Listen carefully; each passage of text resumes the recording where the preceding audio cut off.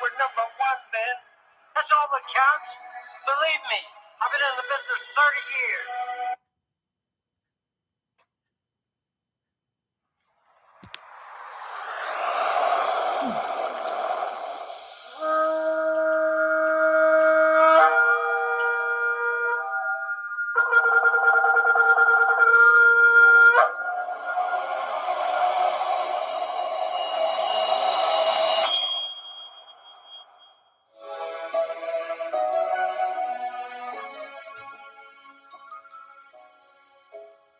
Vaikra, Leviticus chapter 1.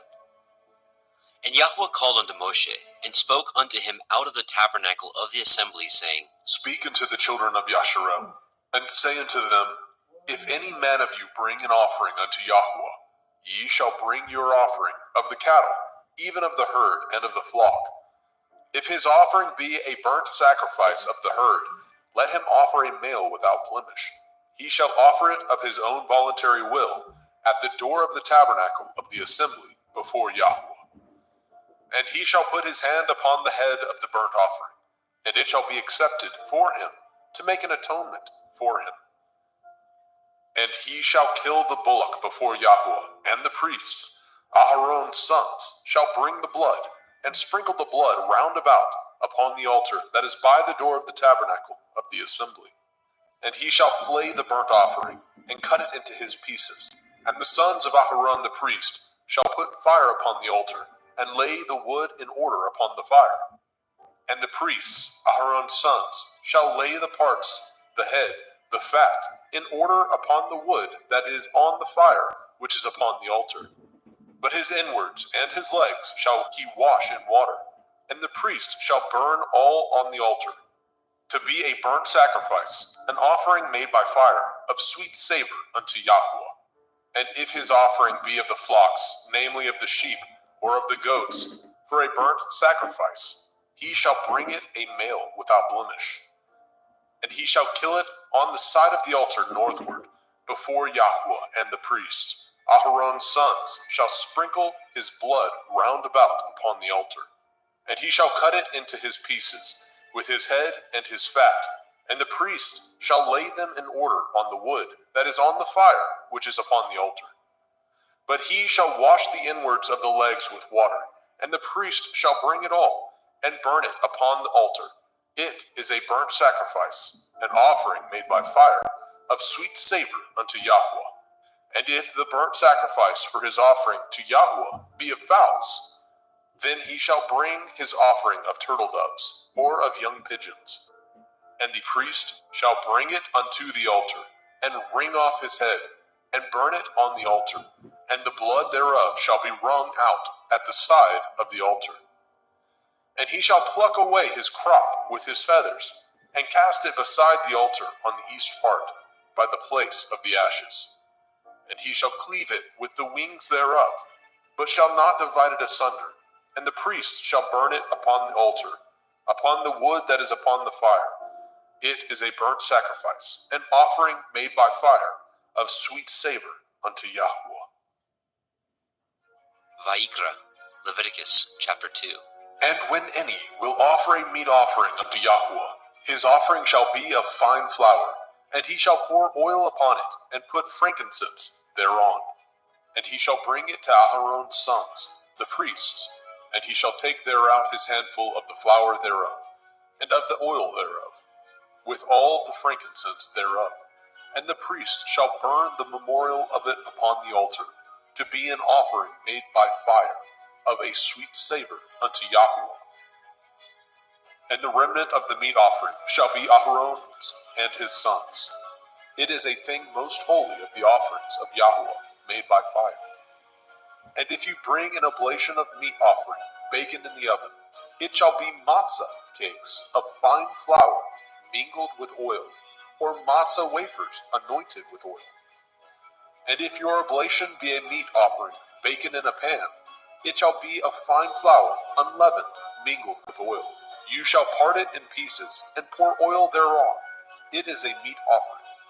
And if your oblation be a meat offering baken in the frying pan, it shall be made of fine flour with oil.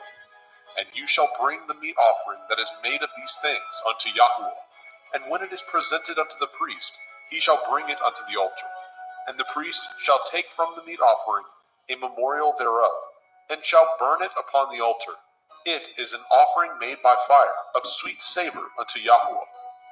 And that which is left of the meat offering shall be Aharon's and his sons. It is a thing most holy of the offerings of Yahweh made by fire.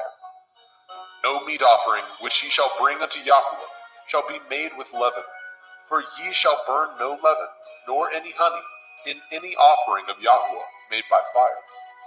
As for the oblation of the firstfruits, ye shall offer them unto Yahweh, but they shall not be burnt on the altar for a sweet savor. And every oblation of your meat offering shall ye season with salt, neither shall ye suffer the salt of the covenant of your Elohim to be lacking from your meat offering. And all your offerings you shall offer salt. And if you offer a meat offering of your firstfruits unto Yahweh, you shall offer the meat offering of your firstfruits, green ears of grain dried by the fire, even grain beaten out of full ears. And you shall put oil upon it, and lay frankincense thereon. It is a meat offering. And the priest shall burn the memorial of it, part of the beaten grain thereof, and part of the oil thereof, with all the frankincense thereof. It is an offering made by fire unto Yahweh. Vayikra, Leviticus chapter 3. And if his oblation be a sacrifice of peace offering, if he offer it of the herd, whether it be a male or a female, he shall offer it without blemish before Yahweh. And he shall lay his hand upon the head of his offering, and kill it at the door of the tabernacle of the assembly. And Aharon's sons, the priests, shall sprinkle the blood upon the altar round about.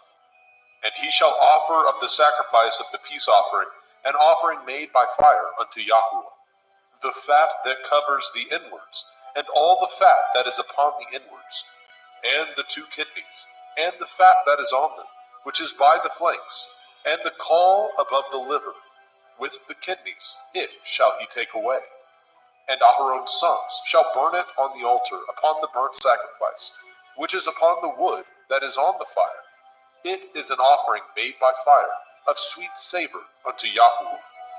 And if his offering for a sacrifice of peace offering unto Yahweh be of the flock, male or female, he shall offer it without blemish. If he offer a lamb for his offering, then shall he offer before Yahweh. And he shall lay his hand upon the head of his offering, and kill it before the tabernacle of the assembly. And Aharon's sons shall sprinkle the blood thereof round about upon the altar. And he shall offer of the sacrifice of the peace offering an offering made by fire unto Yahweh, the fat thereof, and the whole rump. It shall he take off hard by the backbone, and the fat that covers the inwards, and all the fat that is upon the inwards, and the 2 kidneys, and the fat that is upon them, which is by the flanks, and the caul above the liver, and the kidneys, it shall he take away. And the priest shall burn it upon the altar. It is the food of the offering made by fire unto Yahweh. And if his offering be a goat, then he shall offer it before Yahweh. And he shall lay his hand upon the head of it, and kill it before the tabernacle of the assembly. And the sons of Aharon shall sprinkle the blood thereof upon the altar round about. And he shall offer thereof his offering, even an offering made by fire unto Yahweh, the fat that covers the inwards, and all the fat that is upon the inwards, and the 2 kidneys, and the fat that is upon them, which is by the flanks, and the caul above the liver, with the kidneys, it shall he take away. And the priest shall burn them upon the altar. It is the food of the offering, made by fire for a sweet savor. All the fat is Yahweh's. It shall be a perpetual statute for your generations throughout all your dwellings, that ye eat neither fat nor blood. Vayikra, Leviticus chapter 4. And Yahweh spoke unto Moshe, saying, Speak unto the children of Yasharel, saying, If a soul shall sin through ignorance against any of the commandments of Yahweh concerning things which ought not to be done, and shall do against any of them, If the priest that is anointed do sin according to the sin of the people, then let him bring for his sin, which he has sinned, a young bullock, without blemish unto Yahweh, for a sin offering. And he shall bring the bullock unto the door of the tabernacle of the assembly before Yahweh, and shall lay his hands upon the bullock's head, and kill the bullock before Yahweh.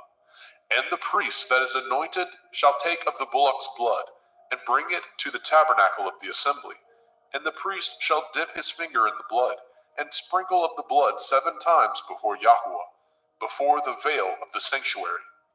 And the priest shall put some of the blood upon the horns of the altar of sweet incense before Yahweh, which is in the tabernacle of the assembly, and shall pour all the blood of the bullock at the bottom of the altar of the burnt offering, which is at the door of the tabernacle of the assembly.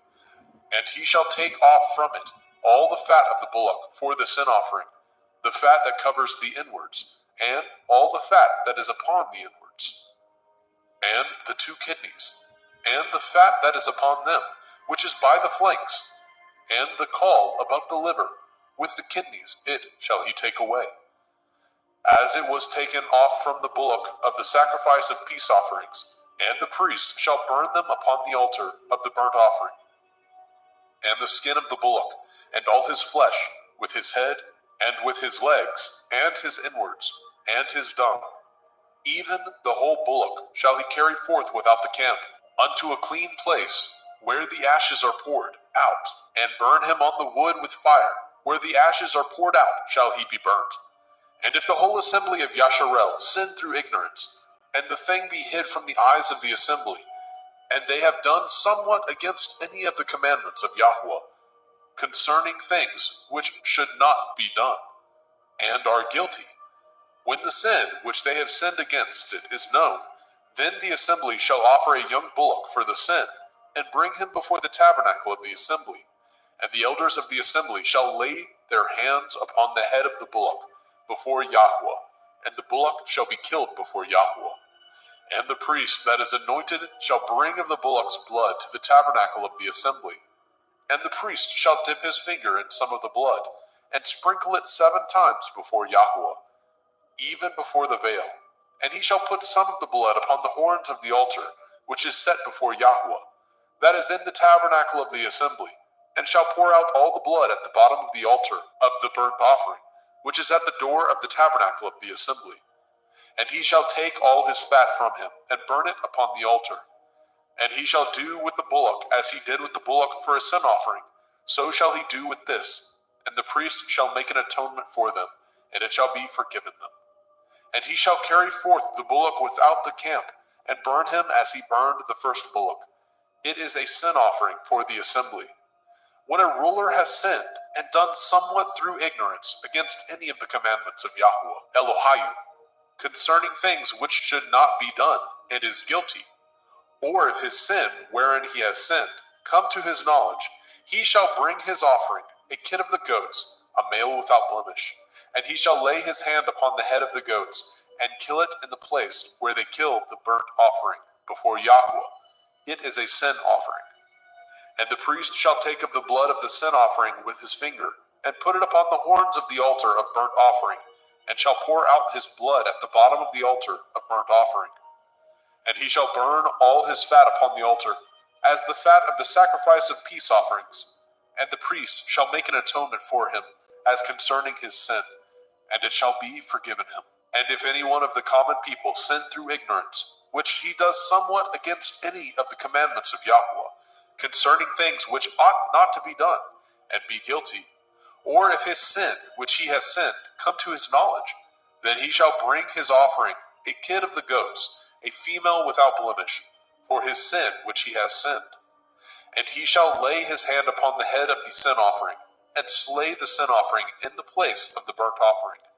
And the priest shall take of the blood thereof with his finger, and put it upon the horns of the altar of burnt offering, and shall pour out all the blood thereof at the bottom of the altar. And he shall take away all the fat thereof, as the fat is taken away from off the sacrifice of peace offerings. And the priest shall burn it upon the altar for a sweet savor unto Yahweh. And the priest shall make an atonement for him, and it shall be forgiven him. And if he bring a lamb for a sin offering, he shall bring it a female without blemish. And he shall lay his hand upon the head of the sin offering, and lay it for the sin offering in the place where they killed the burnt offering. And the priest shall take of the blood of the sin offering with his finger, and put it upon the horns of the altar of burnt offering, and shall pour out all the blood thereof at the bottom of the altar. And he shall take away all the fat thereof, as the fat of the lamb is taken away from the sacrifice of the peace offering. And the priest shall burn them upon the altar, according to the offering made by fire unto Yahweh. And the priest shall make an atonement for his sin that he has committed, and it shall be forgiven him. Vayikra, Leviticus chapter 5. And if a soul sin, and hear the voice of swearing, and is a witness, whether he has seen or known of it, if he do not utter it, then he shall bear his iniquity. Or if a soul touch any unclean thing, whether it be a carcass of an unclean beast, or a carcass of unclean cattle, or the carcass of unclean creeping things, and if it be hidden from him, he also shall be unclean and guilty. Or if he touch the uncleanness of man, whatsoever uncleanness it be, that a man shall be defiled withal, and it be hid from him, when he knows of it, then he shall be guilty. Or if a soul swear, pronouncing with his lips to do evil, or to do good, whatsoever it be that a man shall pronounce with an oath, and it be hid from him, when he knows of it, then he shall be guilty in one of these. And it shall be, when he shall be guilty in one of these things, that he shall confess that he has sinned in that thing. And he shall bring his trespass offering unto Yahweh, for his sin which he has sinned, a female from the flock, a lamb or a kid of the goats, for a sin offering, and the priest shall make an atonement for him concerning his sin. And if he is not able to bring a lamb, then he shall bring for his trespass which he has committed 2 turtle doves, or 2 young pigeons unto Yahweh, one for a sin offering, and the other for a burnt offering.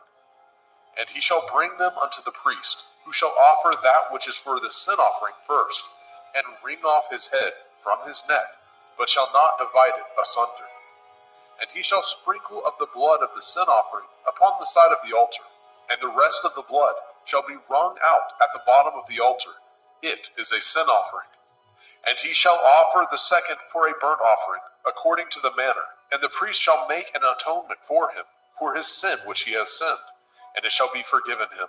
But if he be not able to bring 2 turtle doves, or 2 young pigeons, then he that sinned shall bring for his offering the 10th part of an ephah of fine flour for a sin offering. He shall put no oil upon it, neither shall he put any frankincense thereon, for it is a sin offering. Then shall he bring it to the priest, and the priest shall take his handful of it, even a memorial thereof, and burn it on the altar, according to the offerings made by fire unto Yahweh. It is a sin offering. And the priest shall make an atonement for him, as touching his sin, that he has sinned in one of these, and it shall be forgiven him, and the remnant shall be the priest's, as a meat offering. And Yahweh spoke unto Moshe, saying, If a soul commit a trespass, and sin through ignorance, in the holy things of Yahweh, then he shall bring for his trespass unto Yahweh a ram without blemish, out of the flocks, with your estimation by shekels of silver, after the shekel of the sanctuary, for a trespass offering. And he shall make the amends for the harm that he has done in the holy thing, and shall add the 5th part thereto, and give it unto the priest, and the priest shall make an atonement for him with the ram of the trespass offering, and it shall be forgiven him. And if a soul sin, and commit any of these things which are forbidden to be done by the commandment of Yahweh, though he knew it not, yet is he guilty, and shall bear his iniquity.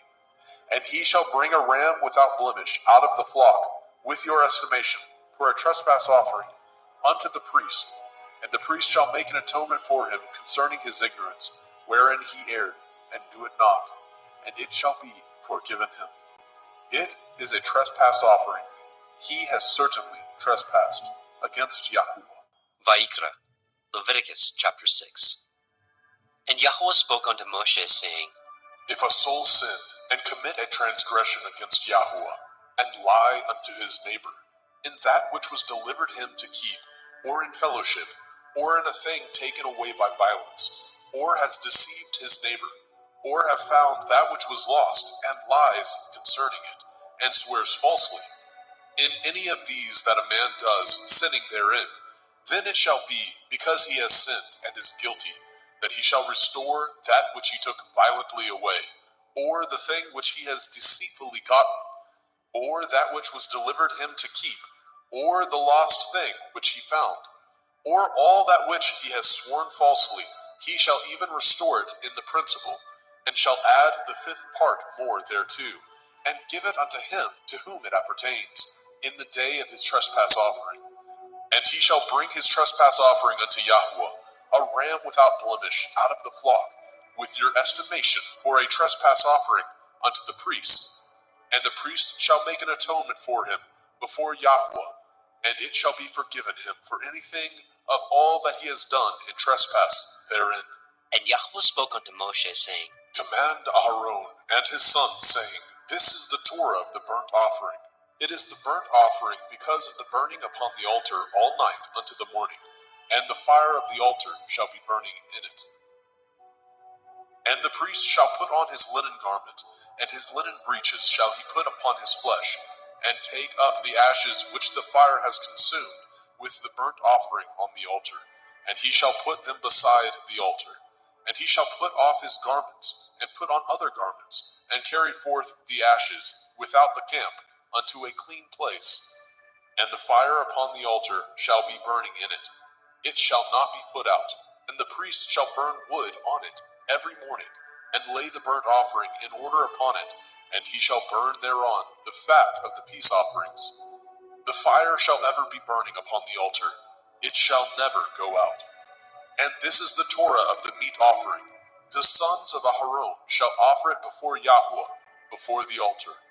And he shall take of it his handful of the flour of the meat offering, and of the oil thereof, and all the frankincense which is upon the meat offering, and shall burn it upon the altar for a sweet savor, even the memorial of it unto Yahweh. And the remainder thereof shall Aharon and his sons eat, with matzah, unleavened bread, shall it be eaten in the holy place, in the court of the tabernacle of the assembly, they shall eat it.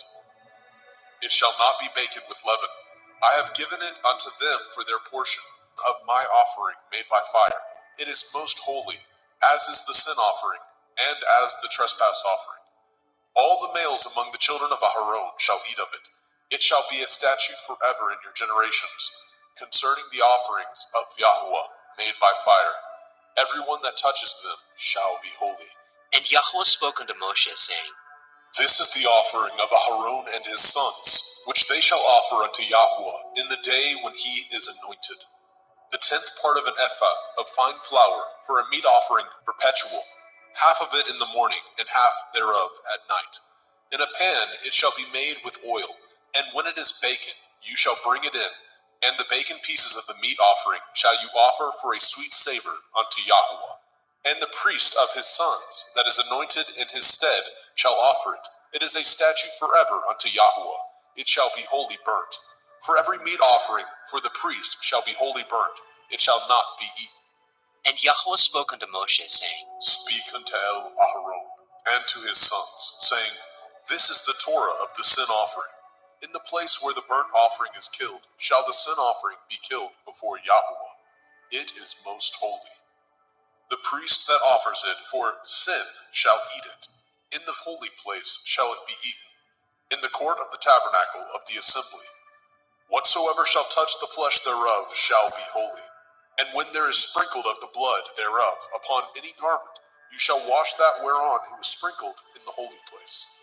But the earthen vessel wherein it was sodden shall be broken. And if it be sodden in a brazen pot, it shall be both scoured and rinsed in water. All the males among the priests shall eat thereof. It is most holy. And no sin offering, whereof any of the blood is brought into the tabernacle of the assembly, to reconcile withal, in the holy place, shall be eaten. It shall be burnt in the fire. Vayikra, Leviticus chapter 7. Likewise, this is the Torah of the trespass offering. It is most holy.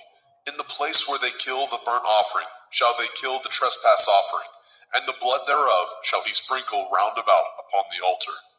And he shall offer it of all the fat thereof, the rump, the fat that covers the inwards, and the 2 kidneys, and the fat that is on them, which is by the flanks, and the caul that is above the liver, with the kidneys it shall he take away.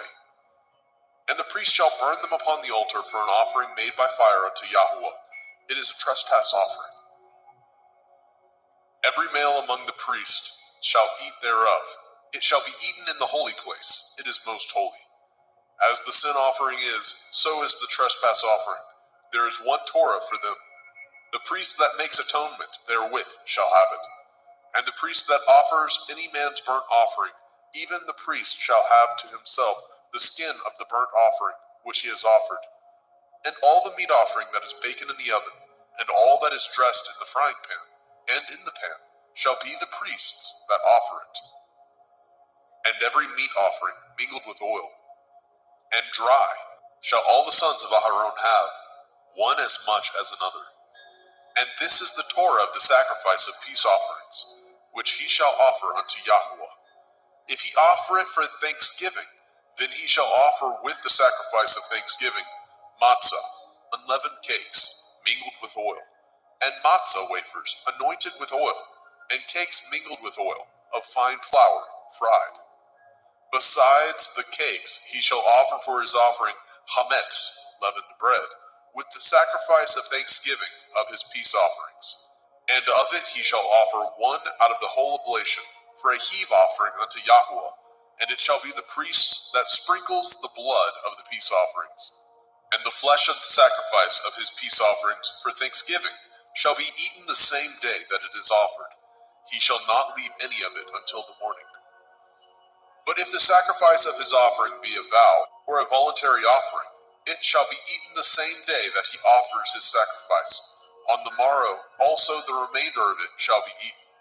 But the remainder of the flesh of the sacrifice on the 3rd day shall be burnt with fire. And if any of the flesh of the sacrifice of his peace offerings be eaten at all on the 3rd day, it shall not be accepted, neither shall it be imputed unto him that offers it. It shall be an abomination, and the soul that eats of it shall bear his iniquity. And the flesh that touches any unclean thing shall not be eaten. It shall be burnt with fire. And as for the flesh, all that be clean shall eat thereof. But the soul that eats of the flesh of the sacrifice of peace offerings that pertain unto Yahweh, having his uncleanness upon him, even that soul shall be cut off from his people. Moreover, the soul that shall touch any unclean thing, as the uncleanness of man, or any unclean beast, or any abominable unclean thing, and eat of the flesh of the sacrifice of peace offerings, which pertain unto Yahweh, even that soul shall be cut off from his people. And Yahweh spoke unto Moshe, saying, Speak unto the children of Yasharel, saying, Ye shall eat no manner of fat, of ox, or of sheep, or of goat, and the fat of the beast that dies of itself, and the fat of that which is torn with beast, may be used in any other use, but ye shall in no wise eat of it. For whosoever eats the fat of the beast, of which men offer an offering made by fire unto Yahweh, even the soul that eats it shall be cut off from his people. Moreover, ye shall eat no manner of blood, whether it be of fowl or of beast, in any of your dwellings. Whatsoever soul it be that eats any manner of blood, even that soul shall be cut off from his people.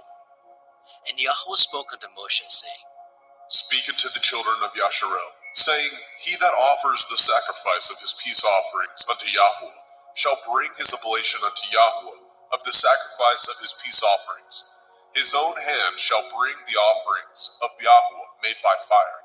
The fat with the breast it shall he bring, that the breast may be waved for a wave offering before Yahweh. And the priest shall burn the fat upon the altar, but the breast shall be Aharon's and his sons'. And the right shoulder shall ye give unto the priest for a heave offering of the sacrifices of your peace offerings. He among the sons of Aharon that offers the blood of the peace offerings and the fat shall have the right shoulder for his part. For the wave breast and the heave shoulder have I taken of the children of Yasharel from off the sacrifices of their peace offerings, and have given them unto Aharon the priest, and unto his sons by a statute forever, from among the children of Yasharel. This is the portion of the anointing of Aharon, and of the anointing of his sons, out of the offerings of Yahweh made by fire, in the day when he presented them to minister unto Yahweh in the priest's office, which Yahweh commanded to be given them of the children of Yashrael, in the day that he anointed them, by a statute forever throughout their generations. This is the Torah of the burnt offering, of the meat offering, and of the sin offering, and of the trespass offering, and of the consecrations, and of the sacrifice of the peace offerings, which Yahweh commanded Moshe in Mount Sinai in the day that he commanded the children of Yashrael to offer their oblations unto Yahweh in the wilderness of Sinai. Vayikra, Leviticus chapter 8. And Yahweh spoke unto Moshe, saying, Take Aharon and his sons with him, and the garments, and the anointing oil, and a bullock for the sin offering, and 2 rams, and a basket of matzah, unleavened bread, and gather all the assembly together unto the door of the tabernacle of the assembly. And Moshe did as Yahweh commanded him, and the assembly was gathered together unto the door of the tabernacle of the assembly. And Moshe said unto the assembly, This is the thing which Yahweh commanded to be done. And Moshe brought Aharon and his sons, and washed them with water. And he put upon him the coat, and girded him with the belt, and clothed him with the robe, and put the ephod upon him. And he girded him with the belt of the ephod, and bound it unto him therewith. And he put the breastplate upon him. Also he put in the breastplate the Urim and the Tumim. And he put the turban upon his head. Also upon the turban, even upon his forefront, did he put the golden plate, the holy crown, as Yahweh commanded Moshe. And Moshe took the anointing oil, and anointed the tabernacle, and all that was therein, and sanctified them. And he sprinkled thereof upon the altar 7 times, and anointed the altar and all his vessels, both the laver and his foot, to sanctify them. And he poured of the anointing oil upon Aharon's head, and anointed him, to sanctify him. And Moshe brought Aharon's sons, and put coats upon them, and girded them with belts, and put bonnets upon them, as Yahweh commanded Moshe. And he brought the bullock for the sin offering, and Aharon and his sons laid their hands upon the head of the bullock for the sin offering, and he slew it. And Moshe took the blood, and put it upon the horns of the altar round about with his finger, and purified the altar, and poured the blood at the bottom of the altar, and sanctified it, to make reconciliation upon it. And he took all the fat that was upon the inwards, and the caul above the liver, and the 2 kidneys, and their fat, and Moshe burned it upon the altar. But the bullock, and his hide, and his flesh, and his dung, he burnt with fire without the camp, as Yahweh commanded Moshe. And he brought the ram for the burnt offering, and Aharon and his sons laid their hands upon the head of the ram, and he killed it. And Moshe sprinkled the blood upon the altar round about. And he cut the ram into pieces, and Moshe burnt the head, and the pieces, and the fat. And he washed the inwards and the legs in water, and Moshe burnt the whole ram upon the altar. It was a burnt sacrifice for a sweet savor, and an offering made by fire unto Yahweh, as Yahweh commanded Moshe. And he brought the other ram, the ram of consecration, and Aharon and his sons laid their hands upon the head of the ram, and he slew it. And Moshe took of the blood of it, and put it upon the tip of Aharon's right ear, and upon the thumb of his right hand, and upon the great toe of his right foot. And he brought Aharon's sons, and Moshe put of the blood upon the tip of their right ear, and upon the thumbs of their right hands, and upon the great toes of their right feet. And Moshe sprinkled the blood upon the altar round about. And he took the fat, and the rump, and the fat that was upon the inwards, and the caul above the liver, and the 2 kidneys, and their fat, and the right shoulder. And out of the basket of matzah that was before Yahweh, he took 1 matzah cake, and a cake of oiled bread, and 1 wafer, and put them on the fat, and upon the right shoulder. And he put all upon Aharon's hands, and upon his sons' hands, and waved them for a wave offering before Yahweh. And Moshe took them from off their hands, and burnt them on the altar upon the burnt offering. They were consecrations for a sweet savor. It is an offering made by fire unto Yahweh. And Moshe took the breast, and waved it for a wave offering before Yahweh. For of the ram of consecration it was Moshe's part, as Yahweh commanded Moshe. And Moshe took of the anointing oil, and of the blood which was upon the altar, and sprinkled it upon Aharon, and his garments, and upon his sons, and upon his sons' garments with him, and sanctified Aharon, and his garments, and his sons' garments with him. And Moshe said unto Aharon and to his sons, Boil the flesh at the door of the tabernacle of the assembly, and there eat it, with the bread that is in the basket of consecrations, as I commanded, saying, Aharon and his sons shall eat it. And that which remains of the flesh and of the bread shall ye burn with fire. And ye shall not go out of the door of the tabernacle of the assembly in 7 days, until the days of your consecration be at an end.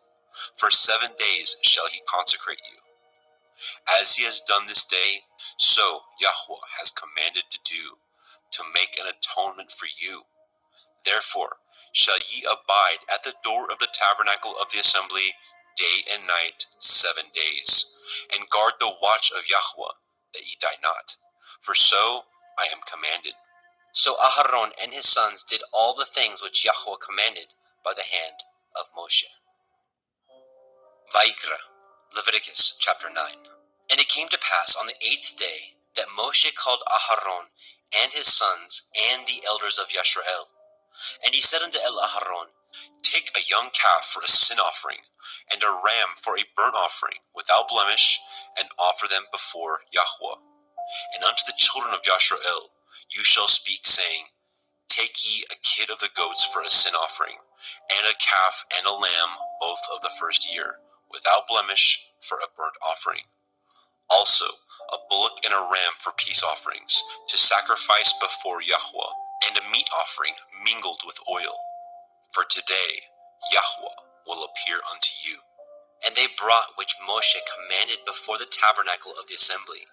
And all the assembly drew near and stood before Yahweh. And Moshe said, This is the thing which Yahweh commanded that ye should do, and the glory of Yahweh shall appear unto you. And Moshe said unto Aharon, Go unto the altar, and offer your sin offering, and your burnt offering, and make an atonement for yourself and for the people, and offer the offering of the people, and make an atonement for them, as Yahweh commanded. Aharon therefore went unto the altar, and slew the calf of the sin offering, which was for himself. And the sons of Aharon brought the blood unto him, and he dipped his finger in the blood, and put it upon the horns of the altar, and poured out the blood at the bottom of the altar. But the fat, and the kidneys, and the caul above the liver of the sin offering he burnt upon the altar, as Yahweh commanded Moshe. And the flesh and the hide he burnt with fire without the camp. And he slew the burnt offering, and Aharon's sons presented unto him the blood, which he sprinkled round about upon the altar. And they presented the burnt offering unto him, with the pieces thereof, and the head, and he burnt them upon the altar. And he did wash the inwards and the legs, and burnt them upon the burnt offering on the altar. And he brought the people's offering, and took the goat, which was the sin offering for the people, and slew it, and offered it for sin as the first. And he brought the burnt offering, and offered it according to the manner. And he brought the meat offering, and took a handful thereof, and burnt it upon the altar, beside the burnt sacrifice of the morning. He slew also the bullock and the ram for a sacrifice of peace offerings, which was for the people. And Aharon's sons presented unto him the blood, which he sprinkled upon the altar round about. And the fat of the bullock and of the ram, the rump, and that which covers the inwards, and the kidneys, and the caul above the liver, and they put the fat upon the breasts, and he burnt the fat upon the altar. And the breasts and the right shoulder Aharon waved for a wave offering before Yahweh, as Moshe commanded. And Aharon lifted up his hand toward the people and blessed them, and came down from offering of the sin offering, and the burnt offering, and peace offerings. And Moshe and Aharon went into the tabernacle of the assembly, and came out, and blessed the people. And the glory of Yahweh appeared unto all the people. And there came a fire out from before Yahweh, and consumed upon the altar the burnt offering and the fat, which when all the people saw, they shouted and fell on their face. Vaikra, Leviticus chapter 10. And Nadab and Abihu, the sons of Aharon, took either of them his censer, and put fire therein, and put incense thereon, and offered strange fire before Yahweh, which he commanded them not. And there went out fire from Yahweh, and devoured them, and they died before Yahweh. Then Moshe said unto Aharon, This is that Yahweh spoke, saying, I will be sanctified in them that come nigh me, and before all the people I will be glorified. And Aharon held his peace. And Moshe called Mishael and Elishaphan, the sons of Uzziel, the uncle of Aharon, and said unto them, Come near, carry your brethren from before the sanctuary out of the camp. So they went near, and carried them in their coats out of the camp, as Moshe had said. And Moshe said unto Aharon, and unto Eleazar, and unto Ithamar his sons, Uncover not your heads, neither rend your clothes, lest ye die, and lest the wrath come upon all the people. But let your brethren, the whole house of Yashrael, bewail the burning which Yahweh has kindled. And ye shall not go out from the door of the tabernacle of the assembly, lest ye die. For the anointing oil of Yahweh is upon you. And they did according to the word of Moshe. And Yahweh spoke unto Aharon, saying, Do not drink wine, nor strong drink, you nor your sons with you, when ye go into the tabernacle of the assembly, lest ye die. It shall be a statute forever throughout your generations, and that ye may put difference between holy and unholy, and between unclean and clean, and that ye may teach the children of Yasharel all the statutes which Yahweh has spoken unto them by the hand of Moshe. And Moshe spoke unto Aharon, and unto Eleazar, and unto Ithamar, his sons that were left, Take the meat offering that remains of the offerings of Yahweh made by fire, and eat it without leaven beside the altar, for it is most holy. And ye shall eat it in the holy place, because it is your due, and your sons' due, of the sacrifices of Yahweh made by fire. For so I am commanded. And the wave breast and the heave shoulder shall ye eat in a clean place, you and your sons and your daughters with you, for they be your due, and your sons' due, which are given out of the sacrifices of peace offerings of the children of Yashrael. The heave shoulder and the wave breast shall they bring with the offerings made by fire of the fat, to wave it for a wave offering before Yahweh. And it shall be yours, and your sons with you, by a statute forever, as Yahweh has commanded. And Moshe diligently sought the goat of the sin offering, and behold, it was burnt. And he was angry with Eleazar and Ithamar, the sons of Aharon, which were left alive, saying, Wherefore have ye not eaten the sin offering in the holy place, seeing it is most holy? And Elohim has given it to you to bear the iniquity of the assembly, to make an atonement for them before Yahweh? Behold, the blood of it was not brought in within the holy place. Ye should indeed have eaten it in the holy place, as I commanded. And Aharon said unto Moshe, Behold, this day have they offered their sin offering and their burnt offering before Yahweh, and such things have befallen me. And if I had eaten the sin offering today, should it have been accepted in the sight of Yahweh? And when Moshe heard that, he was content. Vaikra, Leviticus chapter 11. And Yahweh spoke unto Moshe, and to Aharon, saying unto them, Speak unto the children of Yasharel, saying, These are the beasts which ye shall eat among all the beasts that are on the earth. Whatsoever parts the hoof, and is cloven-footed, and chews the cud, among the beasts, that shall ye eat. Nevertheless, these shall ye not eat of them that chew the cud, or of them that divide the hoof. As the camel, because he chews the cud, but divides not the hoof, he is unclean unto you. And the coney, because he chews the cud, but divides not the hoof, he is unclean unto you. And the hare, because he chews the cud, but divides not the hoof, he is unclean unto you. And the swine, though he divide the hoof, and be cloven-footed, yet he chews not the cud, he is unclean to you. Of their flesh shall ye not eat, and their carcass shall ye not touch, they are unclean to you. These shall ye eat of all that are in the waters. Whatsoever has fins and scales in the waters, in the seas, and in the rivers, them shall you eat. And all that have not fins and scales in the seas, and in the rivers, of all that move in the waters, and of any living thing which is in the waters, they shall be an abomination unto you. They shall be even an abomination unto you. Ye shall not eat of their flesh, but ye shall have their carcasses in abomination. Whatsoever has no fins nor scales in the water, that shall be an abomination unto you. And these are they which ye shall have an abomination among the fowls. They shall not be eaten. They are an abomination: the eagle, the ossifrage, and the osprey, and the vulture, and the kite after his kind, every raven after his kind, and the owl, and the nighthawk, and the cuckow, and the hawk after his kind, and the little owl, and the cormorant, and the great owl, and the swan, and the pelican, and the gier eagle, and the stork, and the heron after her kind, and the lapwing, and the bat. All fowls that creep going upon all four shall be an abomination unto you.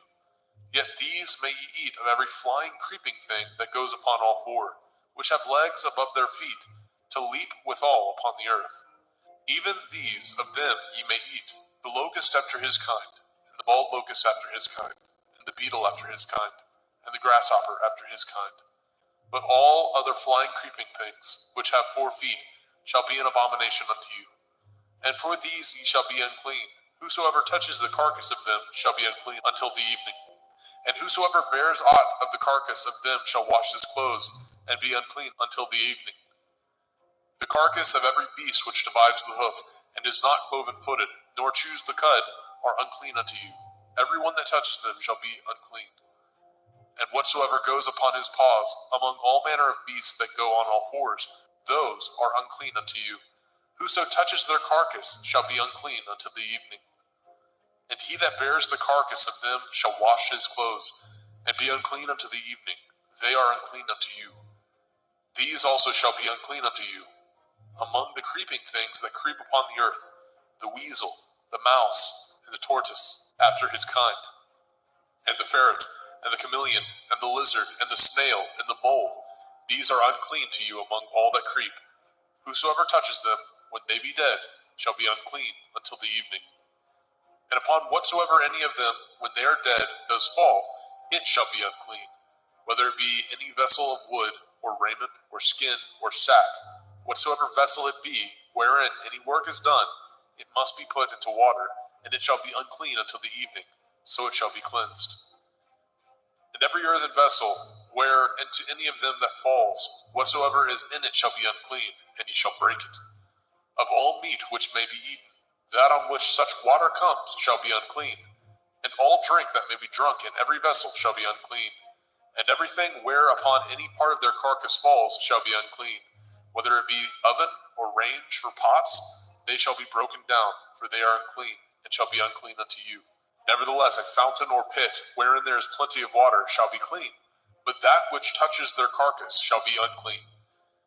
And if any part of their carcass falls upon any sowing seed which is to be sown, it shall be clean. But if any water be put upon the seed, and any part of their carcass fall thereon, it shall be unclean unto you. And if any beast of which you may eat die, he that touches the carcass thereof shall be unclean until the evening. And he that eats of the carcass of it shall wash his clothes, and be unclean until the evening. He also that bears the carcass of it shall wash his clothes, and be unclean until the evening. And every creeping thing that creeps upon the earth shall be an abomination. It shall not be eaten. Whatsoever goes upon the belly, and whatsoever goes upon all fours, or whatsoever has more feet among all creeping things that creep upon the earth, them shall ye not eat, for they are an abomination. Ye shall not make yourselves abominable with any creeping thing that creeps, neither shall ye make yourselves unclean with them, that ye should be defiled thereby. For I am Yahuwah Elohim. Ye shall therefore sanctify yourselves, and ye shall be holy, for I am holy. Neither shall ye defile yourselves with any manner of creeping thing that creeps upon the earth. For I am Yahuwah, that brings you up out of the land of Mitzrayim, to be your Elohim. Ye shall therefore be holy, for I am holy. This is the Torah of the beasts, and of the fowl, and of every living creature that moves in the waters, and of every creature that creeps upon the earth, to make a difference between the unclean and the clean, and between the beast that may be eaten, and the beast that may not be eaten. Vaikra, Leviticus chapter 12. And Yahweh spoke unto Moshe, saying, Speak unto the children of Yasharel, saying, If a woman have conceived seed, and born a male child, then she shall be unclean 7 days. According to the days of the separation for her infirmity, shall she be unclean. And in the 8th day, the flesh of his foreskin shall be circumcised. And she shall then continue in the blood of her purifying 33 days. She shall touch no hallowed thing, nor come into the sanctuary, until the days of her purifying be fulfilled. But if she bear a female child, then she shall be unclean 2 weeks, as in her separation, and she shall continue in the blood of her purifying 66 days. And when the days of her purifying are fulfilled, for a son or for a daughter, she shall bring a lamb of the first year for a burnt offering, and a young pigeon or a turtle dove for a sin offering, unto the door of the tabernacle of the assembly, unto the priest, who shall offer it before Yahuwah, and make an atonement for her, and she shall be cleansed from the issue of her blood. This is the Torah for her that has borne a male or a female. And if she be not able to bring a lamb, then she shall bring 2 turtle doves or 2 young pigeons, the one for the burnt offering, and the other for a sin offering. And the priest shall make an atonement for her, and she shall be clean. Vaikra, Leviticus chapter 13. And Yahweh spoke unto El Moshe and El Aharon, saying, When a man shall have in the skin of his flesh a rising, a scab, or a bright spot, and it be in the skin of his flesh, like the plague of leprosy, then he shall be brought unto El Aharon the priest, or unto one of his sons, priests. And the priest shall look on the plague in the skin of the flesh, and when the hair in the plague is turned white, and the plague in sight be deeper than the skin of his flesh, it is a plague of leprosy, and the priest shall look on him and pronounce him unclean. If the bright spot be white in the skin of his flesh, and in sight be not deeper than the skin, and the hair thereof be not turned white, then the priest shall shut up him that has the plague 7 days. And the priest shall look on him the 7th day, and behold, if the plague in his sight be at a stay, and the plague spread not in the skin, then the priest shall shut him up 7 days more. And the priest shall look on him again the 7th day, and behold, if the plague be somewhat dark, and the plague spread not in the skin, the priest shall pronounce him clean. It is but a scab, and he shall wash his clothes and be clean. But if the scab spread much abroad in the skin, after that he has been seen of the priest for his cleansing, he shall be seen of the priest again. And if the priest see that, behold, the scab spreads in the skin, then the priest shall pronounce him unclean. It is a leprosy. When the plague of leprosy is in a man, then he shall be brought unto the priest. And the priest shall see him, and behold, if the rising be white in the skin, and it have turned the hair white, and there be quick raw flesh in the rising, it is an old leprosy in the skin of his flesh, and the priest shall pronounce him unclean, and shall not shut him up, for he is unclean. And if a leprosy break out abroad in the skin, and the leprosy cover all the skin of him that has the plague from his head even to his foot, wheresoever the priest looks, then the priest shall consider, and behold, if the leprosy have covered all his flesh, he shall pronounce him clean that has the plague. It is all turned white, he is clean. But when raw flesh appears in him, he shall be unclean. And the priest shall see the raw flesh and pronounce him to be unclean. For the raw flesh is unclean, it is a leprosy. Or if the raw flesh turn again, and be changed unto white, he shall come unto the priest. And the priest shall see him, and behold, if the plague be turned unto white, then the priest shall pronounce him clean, that has the plague, he is clean. The flesh also, in which even in the skin thereof was a boil, and is healed. And in the place of the boil, where there be a white rising, or a bright spot, white, and somewhat reddish, and it be showed to the priest. And if, when the priest sees it, behold, it be in sight lower than the skin, and the hair thereof be turned white, the priest shall pronounce him unclean. It is a plague of leprosy, broken out of the boil. But if the priest look on it, and behold, there be no white hairs therein, and if it be not lower than the skin, but be somewhat dark, then the priest shall shut him up 7 days. And if it spread much abroad in the skin, then the priest shall pronounce him unclean. It is a plague. But if the bright spot stay in his place, and spread not, it is a burning boil, and the priest shall pronounce him clean. Or if there be any flesh in the skin whereof there is a hot burning, and the quick flesh that burns have a white bright spot, somewhat reddish or white, then the priest shall look upon it, and behold, if the hair in the bright spot be turned white, and it be in sight deeper than the skin, it is a leprosy broken out of the burning, wherefore the priest shall pronounce him unclean. It is the plague of leprosy. But if the priest look on it, and behold, there be no white hair in the bright spot, and it be no lower than the other skin, but be somewhat dark, then the priest shall shut him up 7 days. And the priest shall look upon him the 7th day, and if it be spread much abroad in the skin, then the priest shall pronounce him unclean. It is the plague of leprosy. And if the bright spot stay in his place, and spread not in the skin, but it be somewhat dark, it is a rising of the burning, and the priest shall pronounce him clean, for it is an inflammation of the burning. If a man or woman have a plague upon the head or the beard, then the priest shall see the plague, and behold, if it be in sight deeper than the skin, and there be in it a yellow thin hair, then the priest shall pronounce him unclean. It is a dry skull, even a leprosy upon the head or beard. And if the priest shall look on the plague of the skull, and behold, it be not in sight deeper than the skin, and that there is no black hair in it, then the priest shall shut up him that has the plague of the skull 7 days.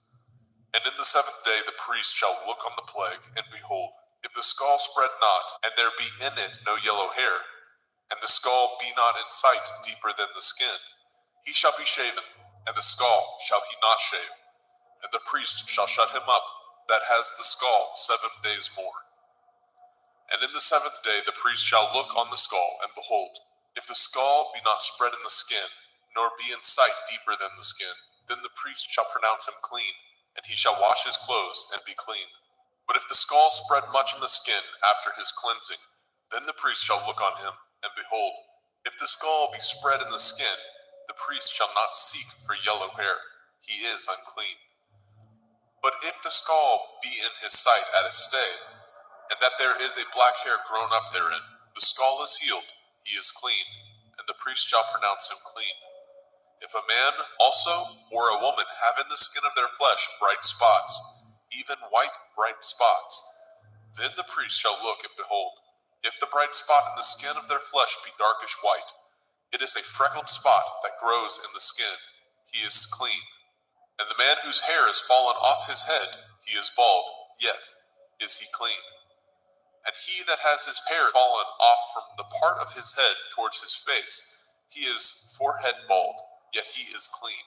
And if there be in the bald head or bald forehead a white reddish sore, it is a leprosy sprung up in his bald head or his bald forehead. Then the priest shall look upon it, and behold, if the rising of the sore be white reddish in the bald head or in his bald forehead, as the leprosy appears in the skin of the flesh, he is a leprous man, he is unclean. The priest shall pronounce him utterly unclean, his plague is in his head. And the leper in whom the plague is, his clothes shall be rent, and his head bare, and he shall put a covering upon his upper lip, and shall cry, unclean, unclean. All the days wherein the plague shall be in him shall he be defiled. He is unclean, He shall dwell alone, without the camp shall his habitation be. The garment also that the plague of leprosy is in, whether it be a woolen garment or a linen garment, whether it be in the woof of linen, or of woolen, whether in a skin, or anything made of skin. And if the plague be greenish or reddish in the garment, or in the skin, either in the warp, or in the woof, or in anything of skin, it is a plague of leprosy, and shall be showed unto the priest. And the priest shall look upon the plague, and shut up it that has the plague 7 days. And he shall look on the plague on the 7th day. If the plague be spread in the garment, either in the warp, or in the woof, or in a skin, or in any work that is made of skin, the plague is a fretting leprosy, it is unclean. He shall therefore burn that garment, whether warp or woof, in woolen or in linen, anything of skin wherein the plague is, for it is a fretting leprosy, it shall be burnt in the fire. And if the priest shall look, and behold, the plague be not spread in the garment, either in the warp or in the woof, or in anything of skin, then the priest shall command that they wash the thing wherein the plague is, and he shall shut it up 7 days more. And the priest shall look on the plague after that it is washed, and behold, if the plague have not changed his color, and the plague be not spread, it is unclean. You shall burn it in the fire. It is a fret inward, whether it be bare within or without. And if the priest look, and behold the plague be somewhat dark after the washing of it, then he shall rend it out of the garment, or out of the skin, or out of the warp, or out of the woof. And if it appear still in the garment, either in the warp or in the woof, or in anything of skin, it is a spreading plague. You shall burn that wherein the plague is with fire. And the garment, either warp or woof, or whatsoever thing of skin it be, which you shall wash, if the plague be departed from them, then it shall be washed the 2nd time, and shall be clean. This is the Torah of the plague of leprosy, in a garment of woolen or linen, either in warp or woof, or in anything of skins, to pronounce it clean, or to pronounce it unclean. Vayikra, Leviticus chapter 14. And Yahweh spoke unto Moshe, saying, This shall be the Torah of the leper in the day of his cleansing. He shall be brought unto the priest, and the priest shall go forth out of the camp. And the priest shall look, and behold, if the plague of leprosy be healed in the leper, then shall the priest command to take for him that is to be cleansed 2 birds alive and clean, and cedar wood, and scarlet, and hyssop. And the priest shall command that one of the birds be killed in an earthen vessel over running water.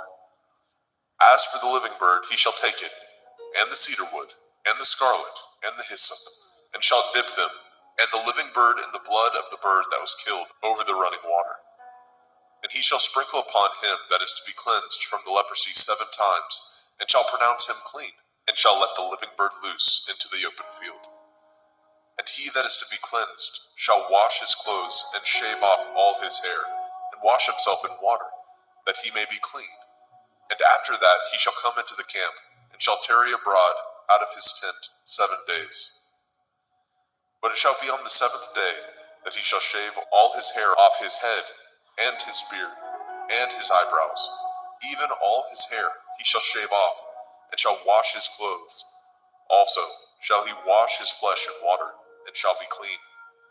And on the 8th day he shall take 2 he-lambs without blemish, and 1 ewe-lamb of the 1st year without blemish, and 3/10 deal of fine flour for a meat offering, mingled with oil, and 1 log of oil. And the priest that makes him clean shall present the man that is to be made clean, and those things before Yahweh at the door of the tabernacle of the assembly. And the priest shall take 1 he-lamb, and offer him for a trespass offering, and the log of oil, and wave them for a wave offering before Yahweh. And he shall slay the lamb in the place where he shall kill the sin offering, and the burnt offering, in the holy place. For as the sin offering is the priest's, so is the trespass offering. It is most holy. And the priest shall take some of the blood of the trespass offering, and the priest shall put it upon the tip of the right ear of him that is to be cleansed, and upon the thumb of his right hand, and upon the great toe of his right foot. And the priest shall take some of the log of oil, and pour it into the palm of his own left hand. And the priest shall dip his right finger in the oil that is in his left hand, and shall sprinkle of the oil with his finger 7 times before Yahweh. And of the rest of the oil that is in his hand shall the priest put upon the tip of the right ear of him that is to be cleansed, and upon the thumb of his right hand, and upon the great toe of his right foot, upon the blood of the trespass offering. And the remnant of the oil that is in the priest's hand he shall pour upon the head of him that is to be cleansed, and the priest shall make an atonement for him before Yahweh. And the priest shall offer the sin offering, and make an atonement for him that is to be cleansed from his uncleanness, and afterwards he shall kill the burnt offering. And the priest shall offer the burnt offering and the meat offering upon the altar, and the priest shall make an atonement for him, and he shall be clean. And if he be poor, and cannot get so much, then he shall take 1 lamb for a trespass offering to be waved, to make an atonement for him, and 1/10 deal of fine flour mingled with oil for a meat offering, and a log of oil. And 2 turtle doves, or 2 young pigeons, such as he is able to get, and the one shall be a sin offering, and the other a burnt offering. And he shall bring them on the 8th day for his cleansing unto the priest, unto the door of the tabernacle of the assembly before Yahweh. And the priest shall take the lamb of the trespass offering, and the log of oil, and the priest shall wave them for a wave offering before Yahweh. And he shall kill the lamb of the trespass offering, and the priest shall take some of the blood of the trespass offering, and put it upon the tip of the right ear of him that is to be cleansed, and upon the thumb of his right hand, and upon the great toe of his right foot. And the priest shall pour of the oil into the palm of his own left hand. And the priest shall sprinkle with his right finger some of the oil that is in his left hand 7 times before Yahweh. And the priest shall put of that oil that is in his hand upon the tip of the right ear of him that is to be cleansed, and upon the thumb of his right hand, and upon the great toe of his right foot, upon the place of the blood of the trespass offering. And the rest of the oil that is in the priest's hand he shall put upon the head of him that is to be cleansed, to make an atonement for him before Yahweh. And he shall offer the one of the turtle doves, or of the young pigeons, such as he can get, even such as he is able to get, the one for a sin offering, and the other for a burnt offering, with the meat offering. And the priest shall make an atonement for him that is to be cleansed before Yahweh. This is the Torah of him, in whom is the plague of leprosy, whose hand is not able to get that which pertains to his cleansing. And Yahweh spoke unto El Moshe, and unto El Aharon, saying, When ye are come into the land of Canaan, which I give to you for a possession, and I put the plague of leprosy in a house of the land of your possession, and he that owns the house shall come and tell the priest, saying, It seems to me there is, as it were, a plague in the house. Then the priest shall command that they empty the house before the priest go into it, to see the plague, that all that is in the house be not made unclean. And afterward the priest shall go in to see the house. And he shall look on the plague, and behold, if the plague be in the walls of the house, with hollow strakes, greenish or reddish, which in sight are lower than the wall, then the priest shall go out of the house to the door of the house, and shut up the house 7 days.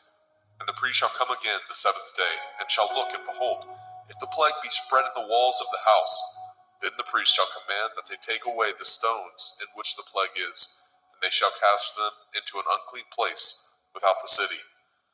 And he shall cause the house to be scraped within round about, and they shall pour out the dust that they scrape off without the city into an unclean place. And they shall take other stones, and put them in the place of those stones.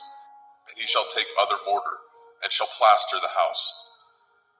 And if the plague come again, and break out in the house, after that he has taken away the stones, and after he has scraped the house, and after it is plastered, then the priest shall come and look, and behold, if the plague be spread in the house, it is a fretting leprosy in the house, it is unclean.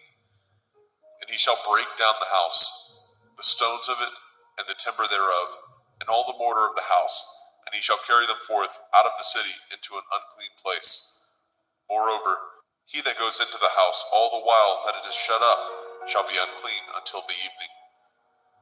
And he that lies in the house shall wash his clothes, and he that eats in the house shall wash his clothes. And if the priest shall come in and look upon it, and behold, the plague has not spread in the house, after the house was plastered, Then the priest shall pronounce the house clean, because the plague is healed. And he shall take to cleanse the house 2 birds, and cedar wood, and scarlet, and hyssop. And he shall kill the one of the birds in an earthen vessel over running water.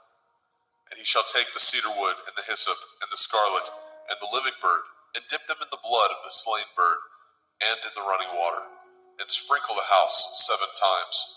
And he shall cleanse the house with the blood of the bird, and with the running water, and with the living bird, and with the cedar wood, and with the hyssop, and with the scarlet.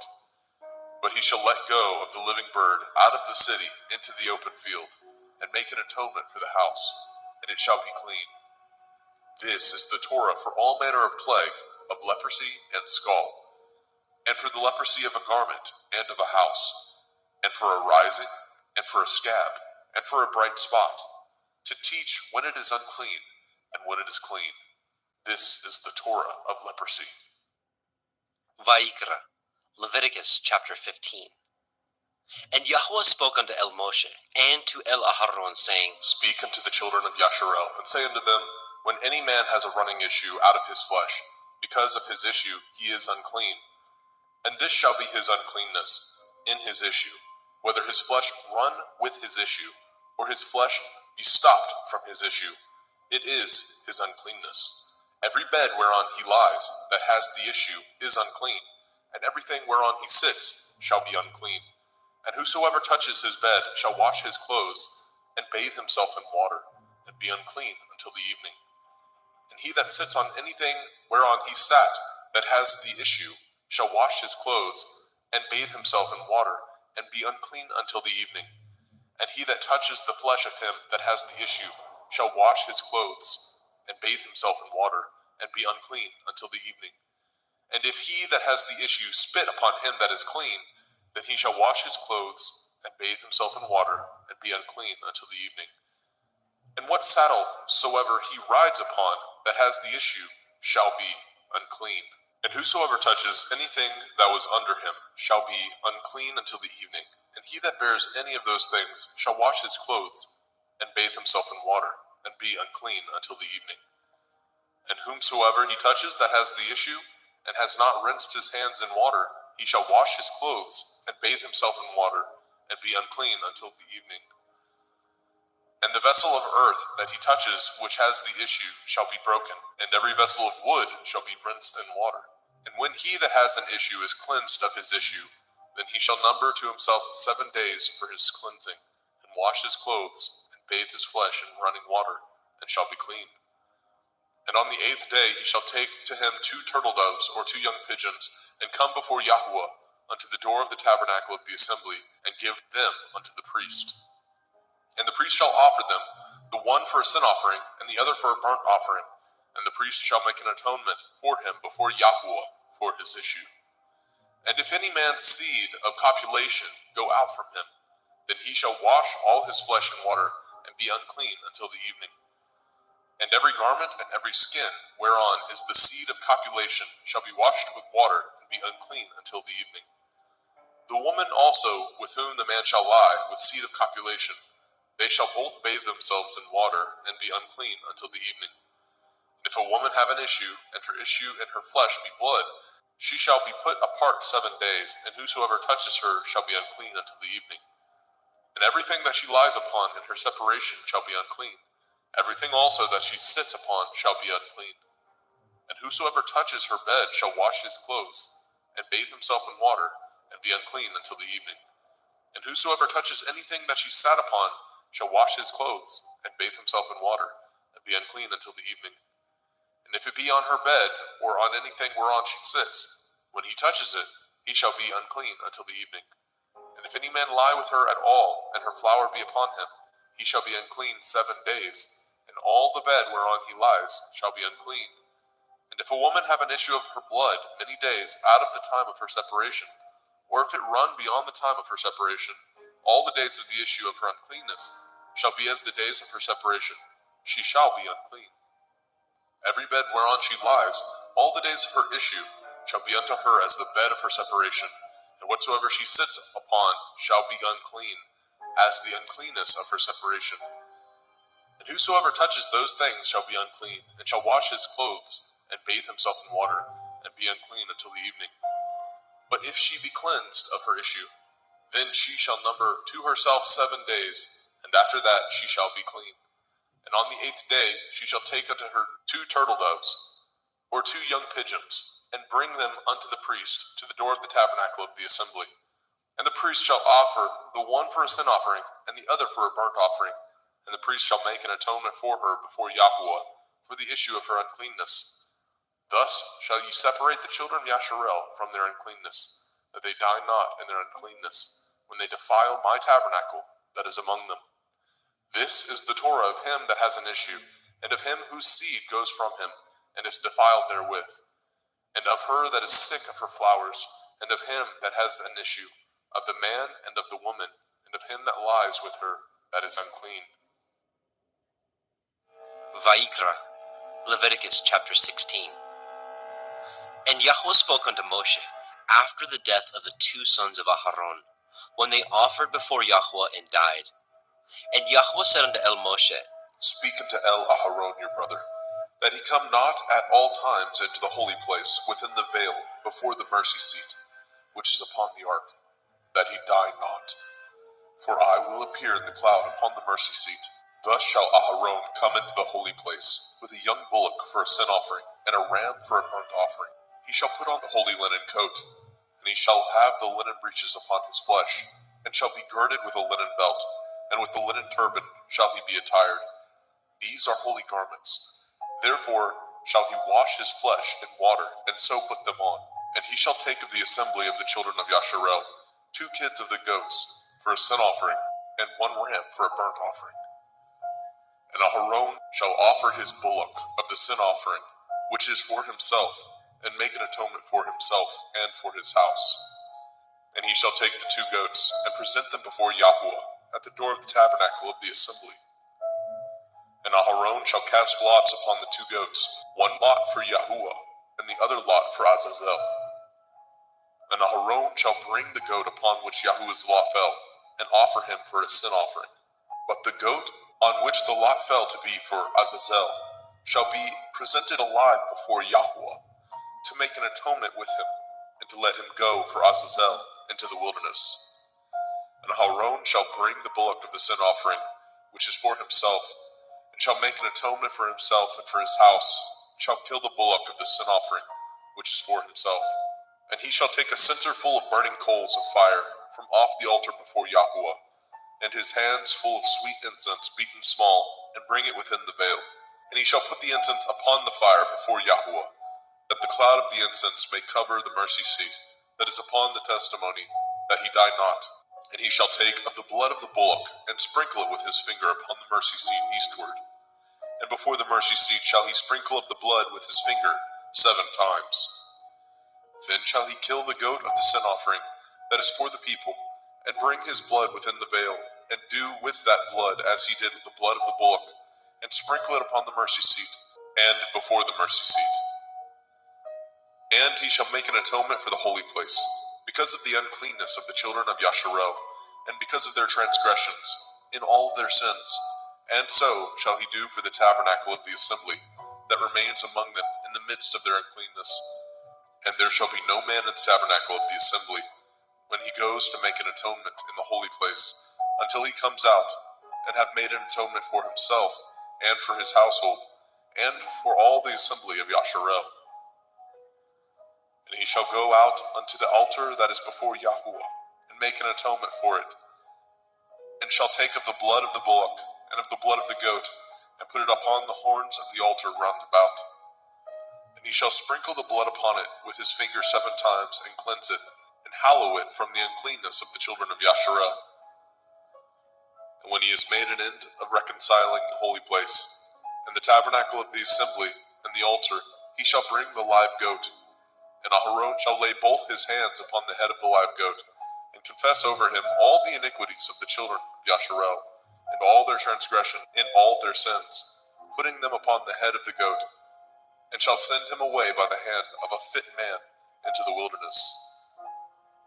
And the goat shall bear upon him all their iniquities, unto a land not inhabited, and he shall let go the goat in the wilderness. And Aharon shall come into the tabernacle of the assembly, and shall put off the linen garments which he put on when he went into the holy place, and shall leave them there. And he shall wash his flesh with water in the holy place, and put on his garments, and come forth, and offer his burnt offering, and the burnt offering of the people, and make an atonement for himself and for the people. And the fat of the sin offering shall he burn upon the altar. And he that let go the goat for Azazel shall wash his clothes, and bathe his flesh in water, and afterwards come into the camp. And the bullock for the sin offering, and the goat for the sin offering, and whose blood was brought in to make an atonement in the holy place, shall one carry forth without the camp, and they shall burn in the fire their skins, and their flesh, and their dung. And he that burns them shall wash his clothes, and bathe his flesh in water, and afterwards he shall come into the camp. And this shall be a statute forever unto you, that in the 7th month, on the 10th day of the month, ye shall afflict your souls, and do no work at all, whether it be one of your own country, or a stranger that sojourns among you. For on that day shall the priest make an atonement for you, to cleanse you, that ye may be clean from all your sins before Yahweh. It shall be a Sabbath of rest unto you, and ye shall afflict your souls by a statute forever.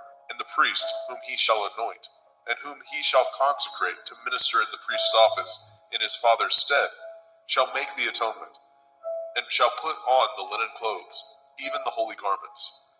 And he shall make an atonement for the holy sanctuary, and he shall make an atonement for the tabernacle of the assembly, and for the altar, and he shall make an atonement for the priests, and for all the people of the assembly. And this shall be an everlasting statute unto you, to make an atonement for the children of Yasharel for all their sins once a year. And he did as Yahweh commanded Moshe.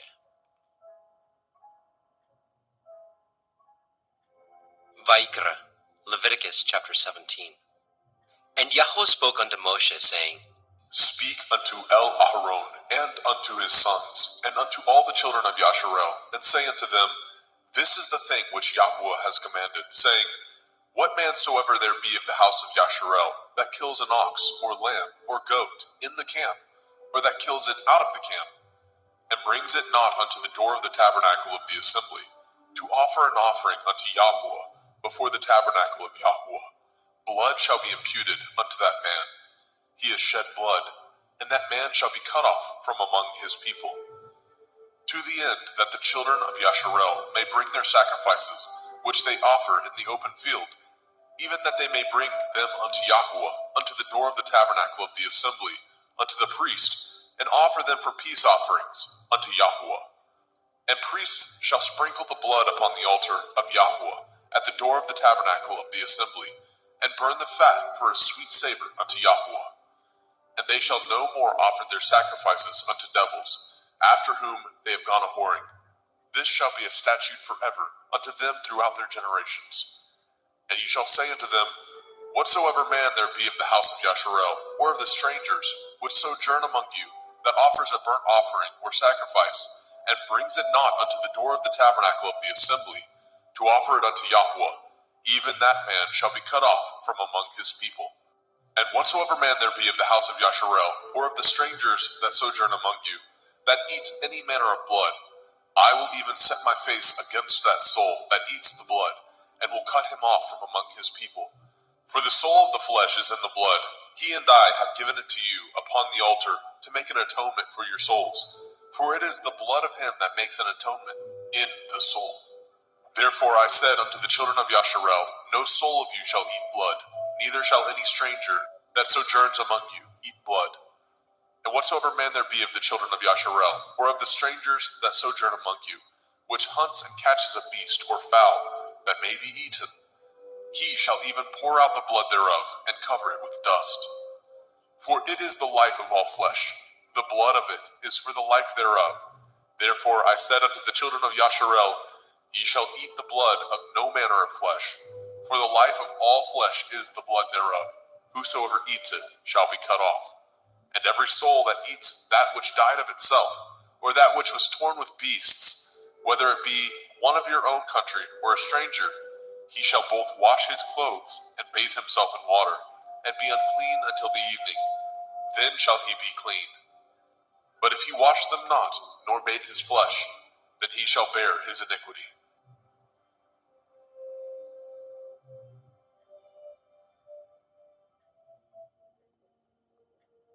Vaikra, Leviticus chapter 18. And Yahweh spoke unto Moshe, saying, Speak unto the children of Yasharel, and say unto them, I am Yahweh Elohim. After the doings of the land of Mitzrayim, where ye dwell, shall ye not do, and after the doings of the land of Canaan, whither I bring you, shall ye not do, neither shall ye walk in their ordinances. Ye shall do my judgments, and guard my ordinances, to walk therein. I am Yahuwah Elohim. Ye shall therefore guard my statutes and my judgments, which if a man do, he shall live in them. I am Yahuwah. None of you shall approach to any that is near of kin to him, to uncover their nakedness. I am Yahuwah. The nakedness of your father, or the nakedness of your mother, shall you not uncover. She is your mother. You shall not uncover her nakedness. The nakedness of your father's woman shall you not uncover. It is your father's nakedness. The nakedness of your sister, the daughter of your father, the daughter of your mother, whether she be born at home or born abroad, even their nakedness you shall not uncover. The nakedness of your son's daughter, or of your daughter's daughter, even their nakedness you shall not uncover, for theirs is your own nakedness. The nakedness of your father's woman's daughter, begotten of your father, she is your sister, you shall not uncover her nakedness. You shall not uncover the nakedness of your father's sister, she is your father's near kinswoman. You shall not uncover the nakedness of your mother's sister, for she is your mother's near kinswoman. You shall not uncover the nakedness of your father's brother. You shall not approach to his woman, she is your aunt. You shall not uncover the nakedness of your daughter-in-law, she is your son's woman. You shall not uncover her nakedness. You shall not uncover the nakedness of your brother's woman, it is your brother's nakedness. You shall not uncover the nakedness of a woman and her daughter, neither shall you take her son's daughter, or her daughter's daughter, to uncover her nakedness, for they are your near kinswoman, it is wickedness. Neither shall you take a woman to her sister, to vex her, to uncover her nakedness, beside the other in her lifetime. Also you shall not approach unto a woman to uncover her nakedness, as long as she is put apart for her uncleanness. Moreover, you shall not lie carnally with your neighbor's woman, to defile yourself with her. And you shall not let any of your seed pass through the fire to Molech, neither shall you profane the name of your Elohim. I am Yahuwah. You shall not lie with mankind, as with womankind. It is an abomination.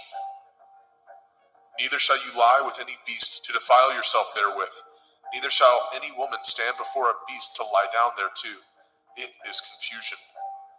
Defile not ye yourselves in any of these things, for in all these the nations are defiled, which I cast out before you. And the land is defiled, therefore I do visit the iniquity thereof upon it, and the land itself vomits out her inhabitants. Ye shall therefore guard my statutes and my judgments, and shall not commit any of these abominations, neither any of your own nation, nor any stranger that sojourns among you. For all these abominations have the men of the land done, which were before you, and the land is defiled, that the land spew not you out also, when ye defile it, as it spewed out the nations that were before you. For whosoever shall commit any of these abominations, even the souls that commit them shall be cut off from among their people. Therefore shall ye guard my ordinance, that ye commit not any of these abominable customs, which were committed before you, and that ye defile not yourselves therein. I am Yahuwah Elohim.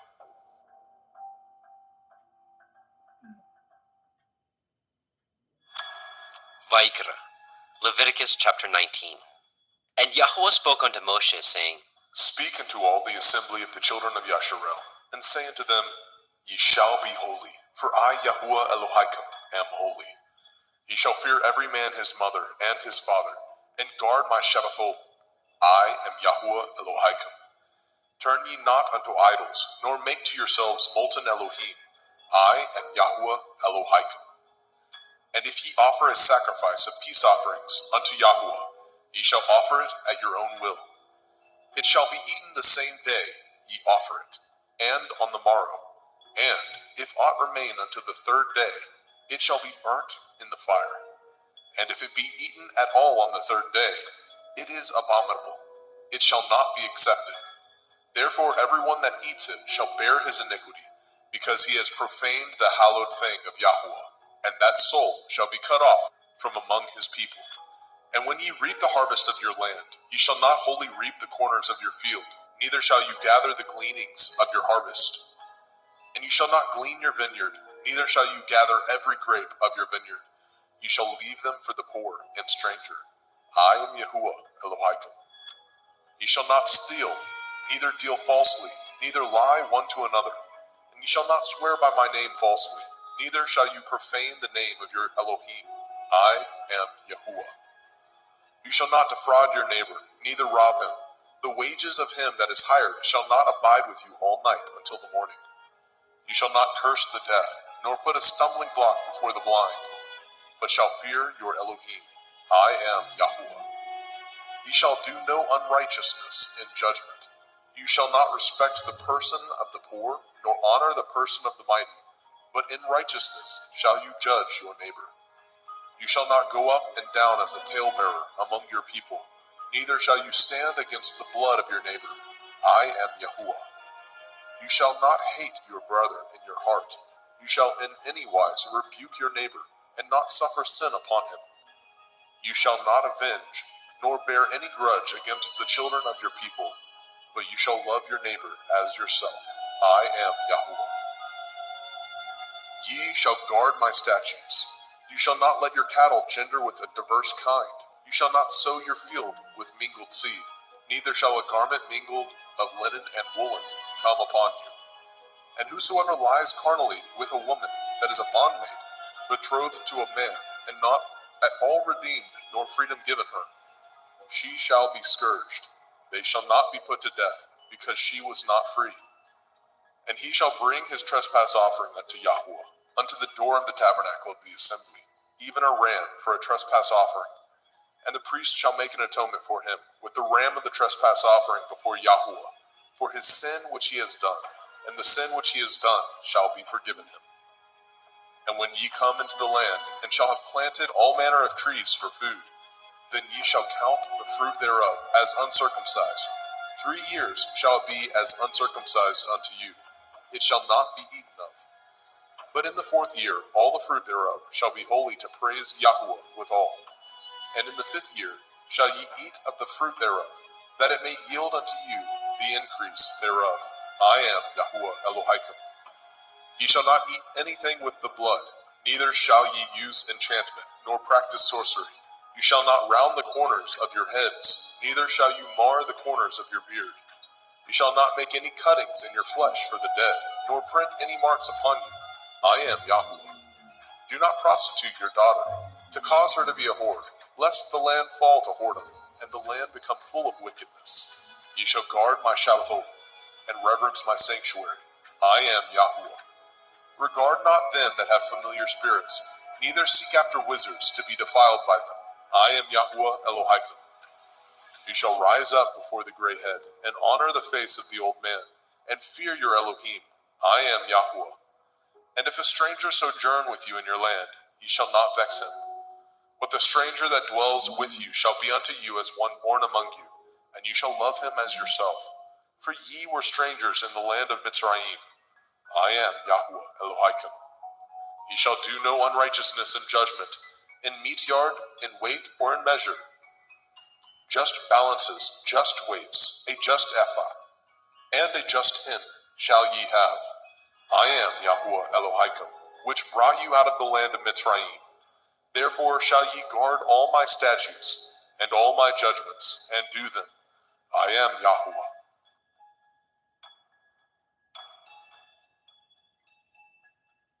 Vaikra, Leviticus chapter 20. And Yahuwah spoke unto Moshe, saying, Again you shall say to the children of Yasharel, whosoever he be of the children of Yasharel, or of the strangers that sojourn in Yasharel, that gives any of his seed unto Molech, he shall surely be put to death. The people of the land shall stone him with stones. And I will set my face against that man, and I will cut him off from among his people, because he has given of his seed unto Molech, to defile my sanctuary, and to profane my holy name. And if the people of the land do any ways hide their eyes from the man, when he gives of his seed unto Molech, and kill him not, then I will set my face against that man, and against his family, and will cut him off, and all that go a-whoring after him, to commit whoredom with Molech, from among their people. And the soul that turns after such as have familiar spirits, and after wizards, to go a-whoring after them, I will even set my face against that soul, and will cut him off from among his people. Sanctify yourselves therefore, and be ye holy, for I am Yahuwah Elohaikum, and ye shall guard my statutes, and do them. I am Yahuwah Mekodishkim. For everyone that curses his father or his mother shall surely be put to death. He has cursed his father or his mother, his blood shall be upon him. And the man that breaks wedlock with another man's woman, even he that breaks wedlock with his neighbor's woman, the man and the woman that breaks wedlock shall surely be put to death. And the man that lies with his father's woman has uncovered his father's nakedness. Both of them shall surely be put to death. Their blood shall be upon them. And if a man lie with his daughter-in-law, both of them shall surely be put to death. They have wrought confusion. Their blood shall be upon them. If a man also lie with mankind, as he lies with a woman, both of them have committed an abomination. They shall surely be put to death. Their blood shall be upon them. And if a man take a woman and her mother, it is wickedness. They shall be burnt with fire, both he and they, that there be no wickedness among you. And if a man lie with a beast, he shall surely be put to death, and ye shall slay the beast. And if a woman approach unto any beast and lie down thereto, you shall kill the woman and the beast. They shall surely be put to death. Their blood shall be upon them. And if a man shall take his sister, his father's daughter, or his mother's daughter, and see her nakedness, and she see his nakedness, it is a wicked thing, and they shall be cut off in the sight of their people. He has uncovered his sister's nakedness, he shall bear his iniquity. And if a man shall lie with a woman having her sickness, and shall uncover her nakedness, he has discovered her fountain, and she has uncovered the fountain of her blood, and both of them shall be cut off from among their people. And you shall not uncover the nakedness of your mother's sister, nor of your father's sister, for he uncovers his near kin. They shall bear their iniquity.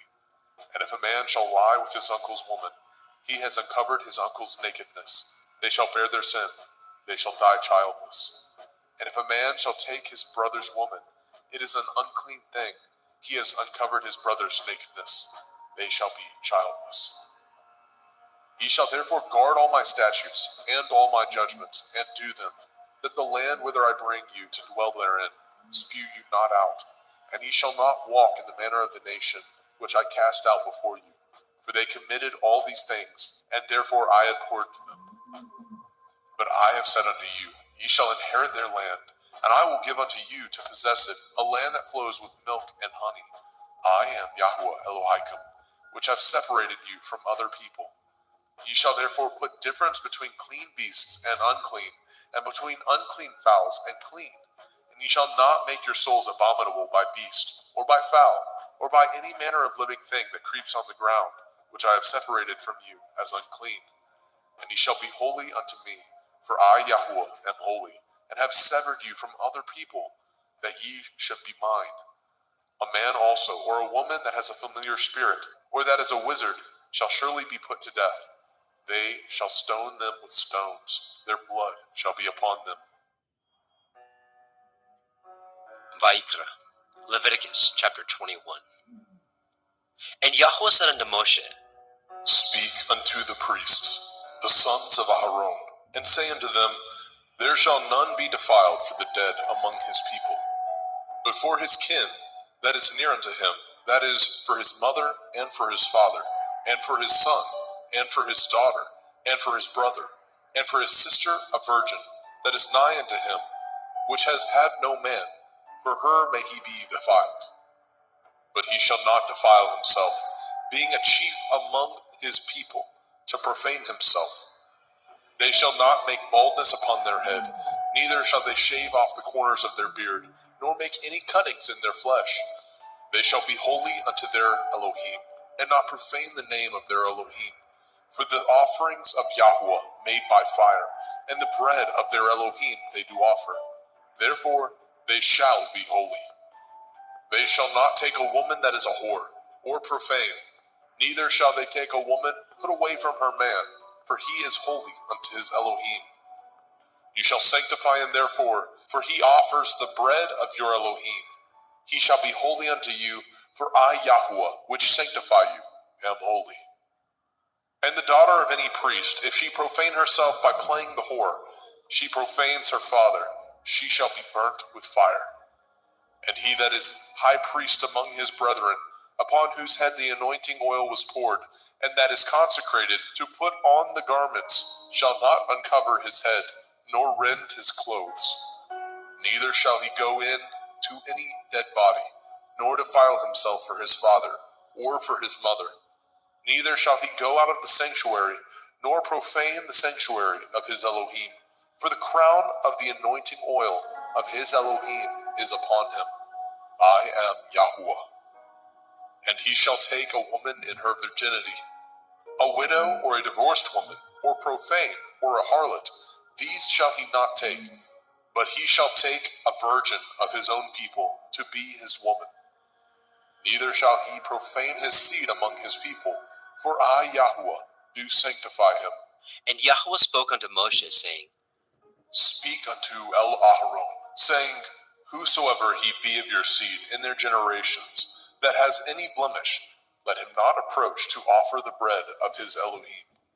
For whosoever man he be that has a blemish, he shall not approach, a blind man or a lame, or he that has a flat nose, or anything superfluous, or a man that is broken-footed, or broken-handed, or crook-backed, or a dwarf, or that has a blemish in his eye, or be scurvy, or scabbed, or has his stones broken. No man that has a blemish of the seed of Aharon the priest shall come nigh to offer the offerings of Yahuwah, made by fire. He has a blemish. He shall not come nigh to offer the bread of his Elohim. He shall not eat the bread of his Elohim, both of the most holy and of the holy. Only he shall not go in unto the veil, nor come nigh unto the altar, because he has a blemish, that he profane not my sanctuaries, for I, Yahuwah, do sanctify them. And Moshe told it unto El-Aharon, and to his sons, and to all the children of Yashrael. Vayikra, Leviticus chapter 22. And Yahuwah spoke unto Moshe, saying, Speak unto El-Aharon and to his sons, that they separate themselves from the holy things of the children of Yasharel, and that they profane not my holy name in those things, which they hallow unto me. I am Yahuwah. Say unto them, Whosoever he be of all your seed among your generations, that goes unto the holy things, which the children of Yasharel hallow unto Yahuwah, having his uncleanness upon him, that soul shall be cut off from my presence. I am Yahuwah. What man soever of the seed of Aharon is a leper, or has a running issue, he shall not eat of the holy things until he be clean. And whoso touches anything that is unclean by the dead, or a man whose seed goes from him, or whosoever touches any creeping thing whereby he may be made unclean, or a man of whom he may take uncleanness, whatsoever uncleanness he has, the soul which has touched any such thing shall be unclean until evening, and shall not eat of the holy things, unless he wash his flesh with water. And when the sun is down, he shall be clean, and shall afterward eat of the holy things, because it is his food. That which dies of itself, or is torn with beasts, he shall not eat, to defile himself therewith. I am Yahuwah. They shall therefore guard my ordinance, lest they bear sin for it, and die therefore.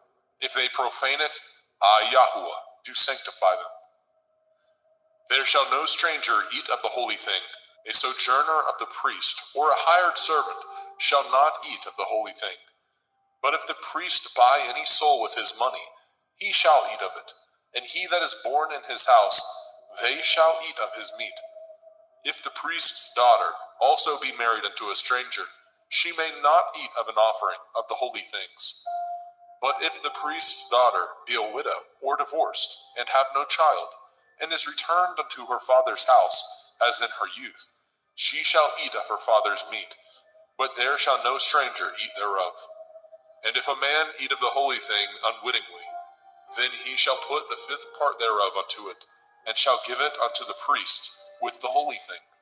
And they shall not profane the holy things of the children of Yasharel, which they offer unto Yahweh, or suffer them to bear the iniquity of trespass when they eat their holy things. For I, Yahweh, do sanctify them. And Yahweh spoke unto Moshe, saying, Speak unto Aharon, and to his sons, and unto all the children of Yasharel, and say unto them, Whatsoever he be of the house of Yasharel, or of the strangers in Yasharel, that will offer his oblation for all his vows, and for all his freewill offerings, which they will offer unto Yahweh for a burnt offering. Ye shall offer at your own will a male without blemish, of the cattle, of the sheep, or of the goats. But whatsoever has a blemish, that shall ye not offer, for it shall not be acceptable for you. And whosoever offers a sacrifice of peace offerings unto Yahweh, to accomplish his vow, or a freewill offering in cattle or sheep, it shall be perfect to be accepted. There shall be no blemish therein. Blind, or broken, or maimed, or having a running sword, or scurvy, or scabbed, ye shall not offer these unto Yahweh, nor make an offering by fire of them upon the altar unto Yahweh. Either a bullock or a lamb that has anything superfluous or lacking in his parts, that may you offer for a freewill offering, but for a vow it shall not be accepted.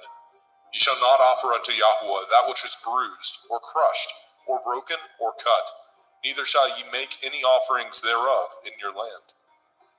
Neither from a stranger's hand shall ye offer the bread of your Elohim of any of these, because their corruption is in them, and blemishes be in them.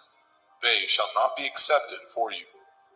And Yahweh spoke unto Moshe, saying, When a bullock or a sheep or a goat is brought forth, then it shall be 7 days under the dam, and from the 8th day and thenceforth it shall be accepted for an offering made by fire unto Yahweh.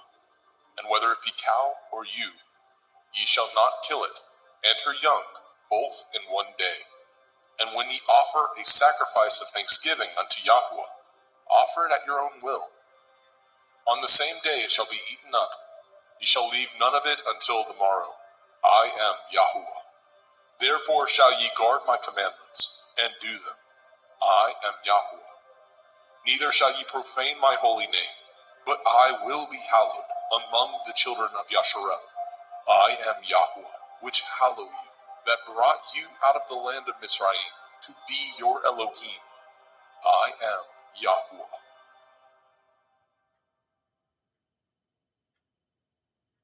Vayikra, Leviticus chapter 23.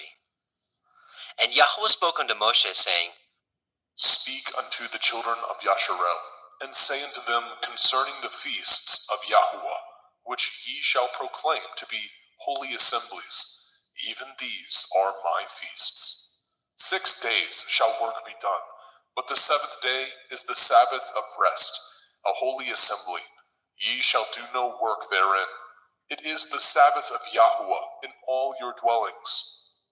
These are the feasts of Yahweh, even holy assemblies, which ye shall proclaim in their appointed times. In the 14th day of the 1st month, at evening, is Yahweh's Pesach.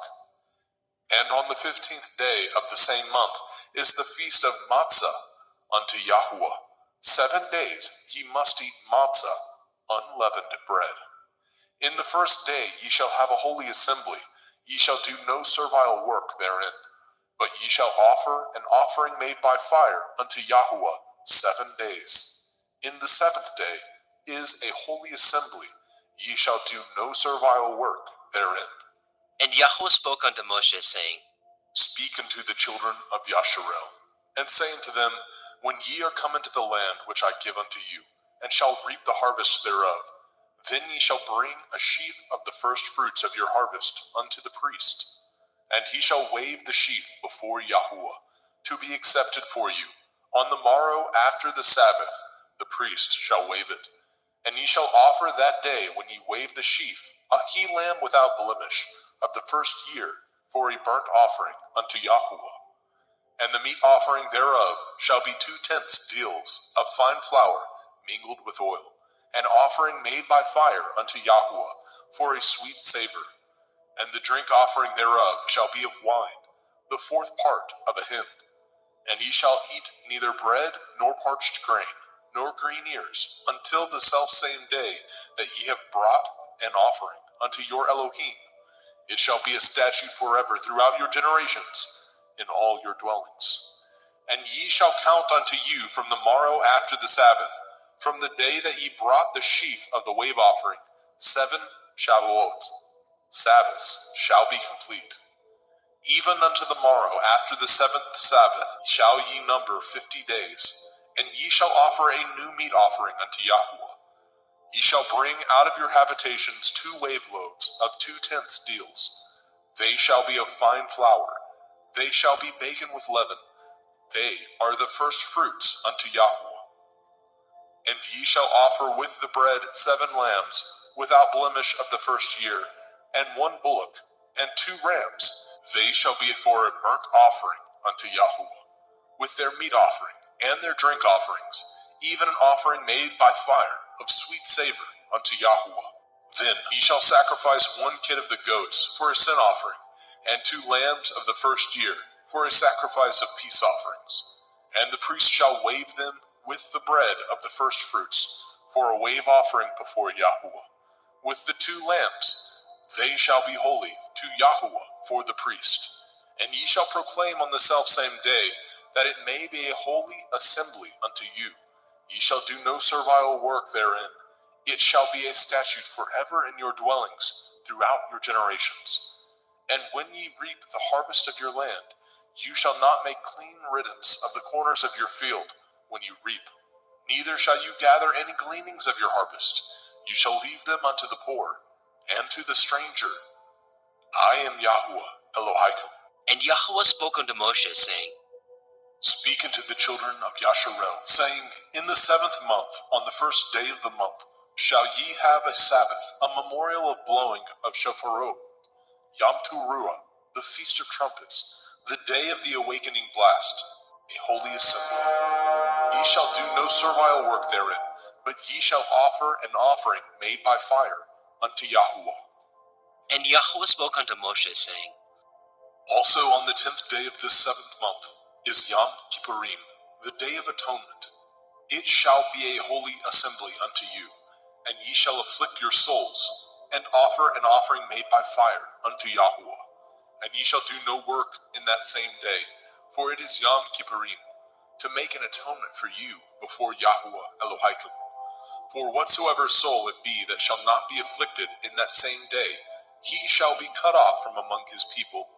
And whatsoever soul it be that does any work in that same day, the same soul will I destroy from among his people.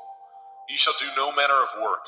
It shall be a statute forever throughout your generations in all your dwellings. It shall be unto you a Sabbath of rest, and ye shall afflict your souls in the 9th day of the month at evening. From evening unto evening shall ye celebrate your Sabbath. And Yahweh spoke unto Moshe, saying, Speak unto the children of Yasharel, saying, The 15th day of this 7th month shall be the feast of Sukkot, tabernacles, for 7 days unto Yahweh. On the 1st day shall be a holy assembly. Ye shall do no servile work therein. 7 days ye shall offer an offering made by fire unto Yahweh.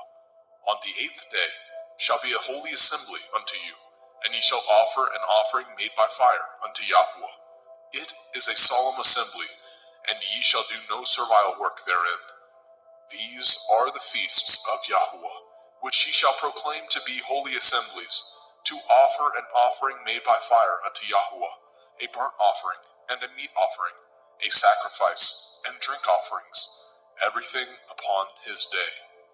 Besides the Shavuot, Sabbaths of Yahweh, and beside your gifts, and beside all your vows, and beside all your freewill offerings, which ye give unto Yahweh.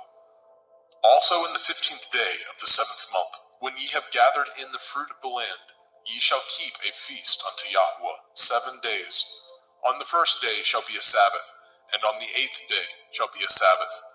And ye shall take you on the first day the boughs of goodly trees, branches of palm trees, and the boughs of thick trees, and willows of the brook.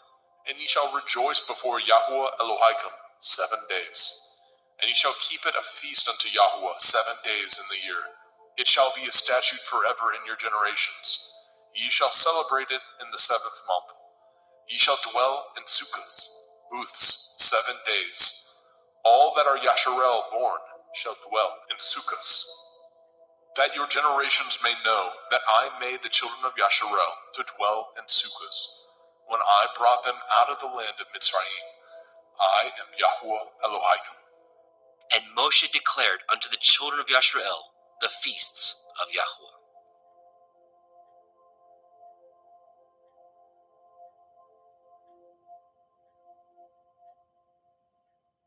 Vaikra, Leviticus chapter 24. And Yahweh spoke unto Moshe, saying, Command the children of Yasharel that they bring unto you pure olive oil, beaten for the light, to cause the lamps to burn continually, without the veil of the testimony. In the tabernacle of the assembly shall Aharon order it from the evening unto the morning before Yahweh continually. It shall be a statute forever in your generations. He shall order the lamps upon the pure menorah, 7-branched candlestick, before Yahweh continually. And you shall take fine flour, and bake 12 cakes thereof.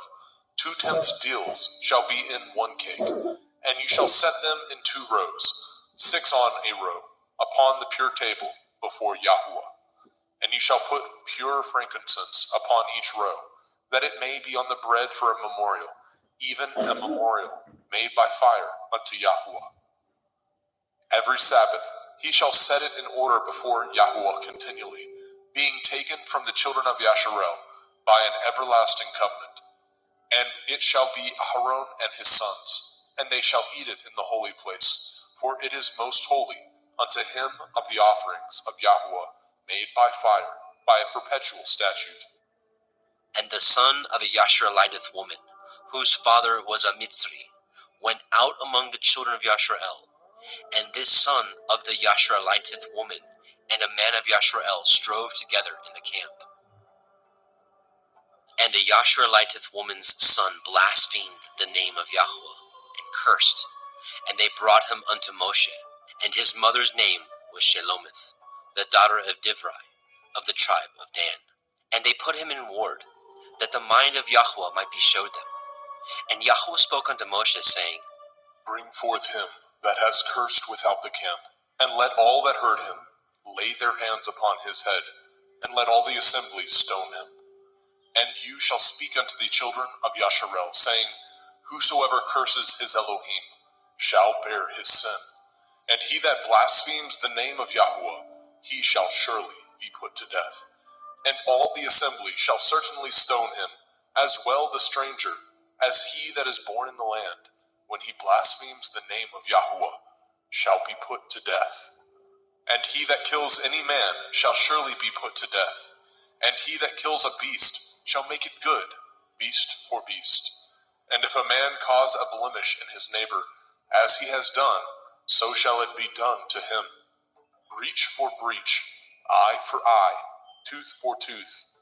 As he has caused a blemish in a man, so shall it be done to him again. And he that kills a beast, he shall restore it. And he that kills a man, he shall be put to death. Ye shall have one manner of law, as well for the stranger, as for one of your own country. For I am Yahweh Elohim. And Moshe spoke to the children of Yasharel, that they should bring forth him that had cursed out of the camp, and stone him with stones. And the children of Yasharel did as Yahweh commanded Moshe.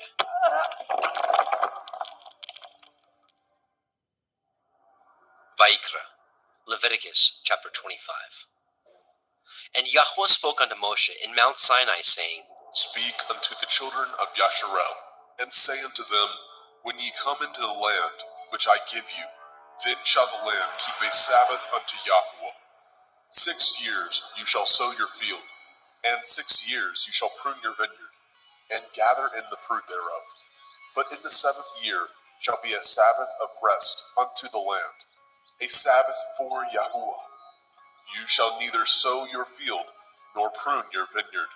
That which grows of its own accord of your harvest you shall not reap, neither gather the grapes of your vine undressed, for it is a year of rest unto the land.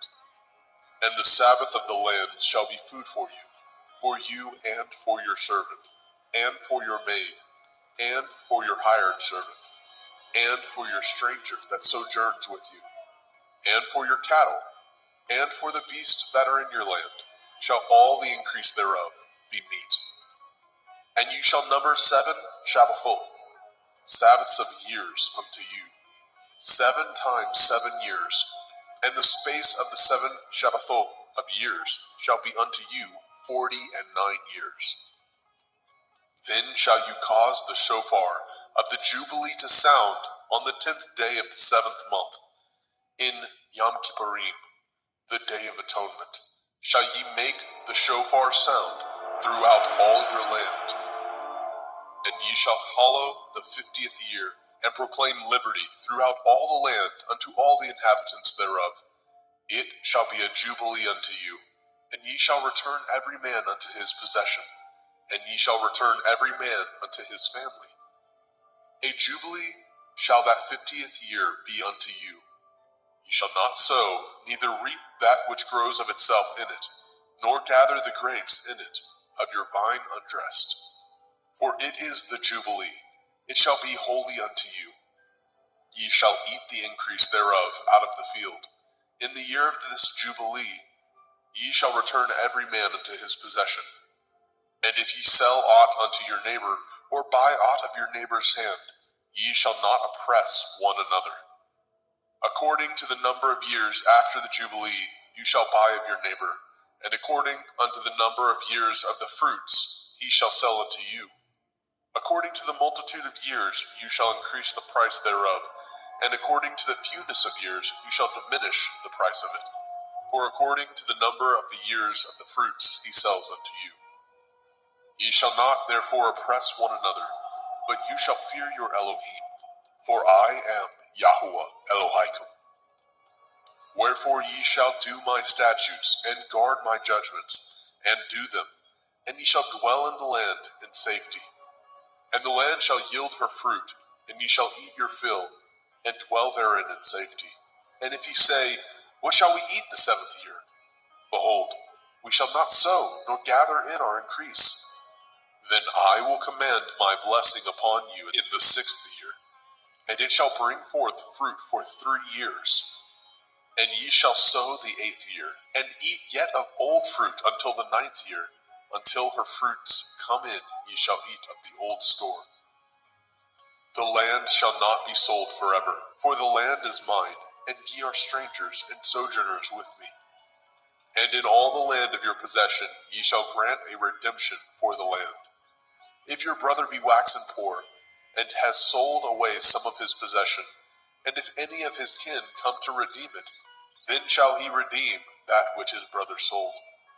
And if the man have not to redeem it, and himself be able to redeem it, then let him count the years of the sale thereof, and restore the overplus unto the man whom he sold it, that he may return unto his possession. But if he be not able to restore it to him, then that which is sold shall remain in the hand of him that has bought it until the year of Jubilee. And in the Jubilee it shall go out, and he shall return unto his possession. And if a man sell a dwelling house in a walled city, then he may redeem it within a whole year after it is sold. Within a full year may he redeem it. And if it be not redeemed within the space of a full year, then the house that is in the walled city shall be established forever to him, that brought it throughout his generations.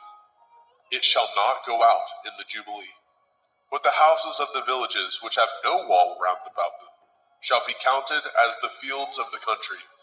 They may be redeemed, and they shall go out in the Jubilee. Notwithstanding, the cities of the Leviim, of the houses of the cities of their possession, may the Leviim redeem at any time. And if a man purchases of the Leviim, then the house that was sold, and the city of his possession, shall go out in the year of Jubilee. For the houses of the cities of the Leviim are their possession among the children of Yasharel. But the field of the suburbs of their cities may not be sold, for it is their perpetual possession. And if your brother be waxen poor, and fallen in decay with you, then you shall relieve him, yea, though he be a stranger or a sojourner, that he may live with you.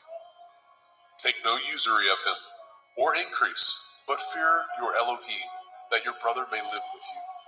You shall not give him your money upon usury, nor lend him your victuals for increase. I am Yahuwah Elohaikum, which brought you forth out of the land of Mitzrayim, to give you the land of Canaan, and to be your Elohim. And if your brother that dwells by you be waxen poor, and be sold unto you, you shall not compel him to serve as a bondservant, but as a hired servant, and as a sojourner. He shall be with you, and shall serve you unto the year of Jubilee. And then shall he depart from you, both he and his children with him, and shall return unto his own family, and unto the possession of his fathers shall he return. For they are my servants, which I brought forth out of the land of Mitzrayim. They shall not be sold as bondmen. You shall not rule over him with rigor, but shall fear your Elohim. Both your bondmen and your bondmaids, which you shall have, shall be of the heathen that are round about you. Of them shall ye buy bondmen and bondmaids. Moreover, of the children of the strangers that do sojourn among you, of them shall ye buy, and of their families that are with you, which they begat in your land, and they shall be your possession. And ye shall take them as an inheritance for your children after you, to inherit them for a possession. They shall be your bondmen forever. But over your brethren, the children of Yasharel, you shall not rule one over another with rigor. And if a sojourner or a stranger wax rich by you, and your brother that dwells by him wax poor, and sell himself unto the stranger or sojourner by you, or to the stock of the stranger's family, after that he is sold, he may be redeemed again. One of his brethren may redeem him. Either his uncle or his uncle's son may redeem him, or any that is nigh of kin unto him of his family may redeem him, or if he be able, he may redeem himself. And he shall reckon with him that bought him from the year that he was sold unto him, unto the year of Jubilee. And the price of his sale shall be according to the number of years, according to the time of a hired servant shall it be with him. If there be yet many years behind, according unto them he shall give again the price of his redemption, out of the money that he was bought for. And if there remain but few years unto the year of Jubilee, then he shall count with him, and according unto his years shall he give him again the price of his redemption.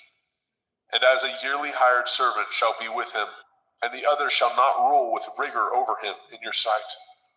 And if he be not redeemed in these years, then he shall go out in the year of Jubilee, both he and his children with him. For unto me the children of Yasharel are servants. They are my servants, whom I brought forth out of the land of Mitzrayim. I am Yahuwah Elohaikum. Vaikra, Leviticus chapter 26. Ye shall make you no idols, nor graven image, neither rear you up a standing image, neither shall ye set up any image of stone in your land, to bow down unto it, for I am Yahuwah Elohaikum. Ye shall guard my Sabbaths, and reverence my sanctuary. I am Yahuwah. If ye walk in my statutes, and guard my commandments, and do them, then I will give you rain in due season, and the land shall yield her increase, and the trees of the field shall yield their fruit. And your threshing shall reach unto the vintage, and the vintage shall reach unto the sowing time. And ye shall eat your bread to the full, and dwell in your land safely. And I will give peace in the land, lying down with nothing to fear, and the Sabbath of life. Though evil be part of the land, there is no sword to bring in the land. And ye shall chase your enemies, and they shall fall before you by the sword. And 5 of you shall chase 100, and 100 of you shall put 10,000 to flight. And your enemies shall fall before you by the sword. For I will have respect unto you, and make you fruitful, and multiply you, and establish my covenant with you. And ye shall eat old store, and bring forth the old because of the new. And I will set my tabernacle among you, and my soul shall not abhor you. And I will walk among you, and will be your Elohim, and ye shall be my people. I am Yahuwah Elohim, which brought you forth out of the land of Mitzrayim, that ye should not be their bondmen. And I have broken the bands of your yoke, and made you go upright.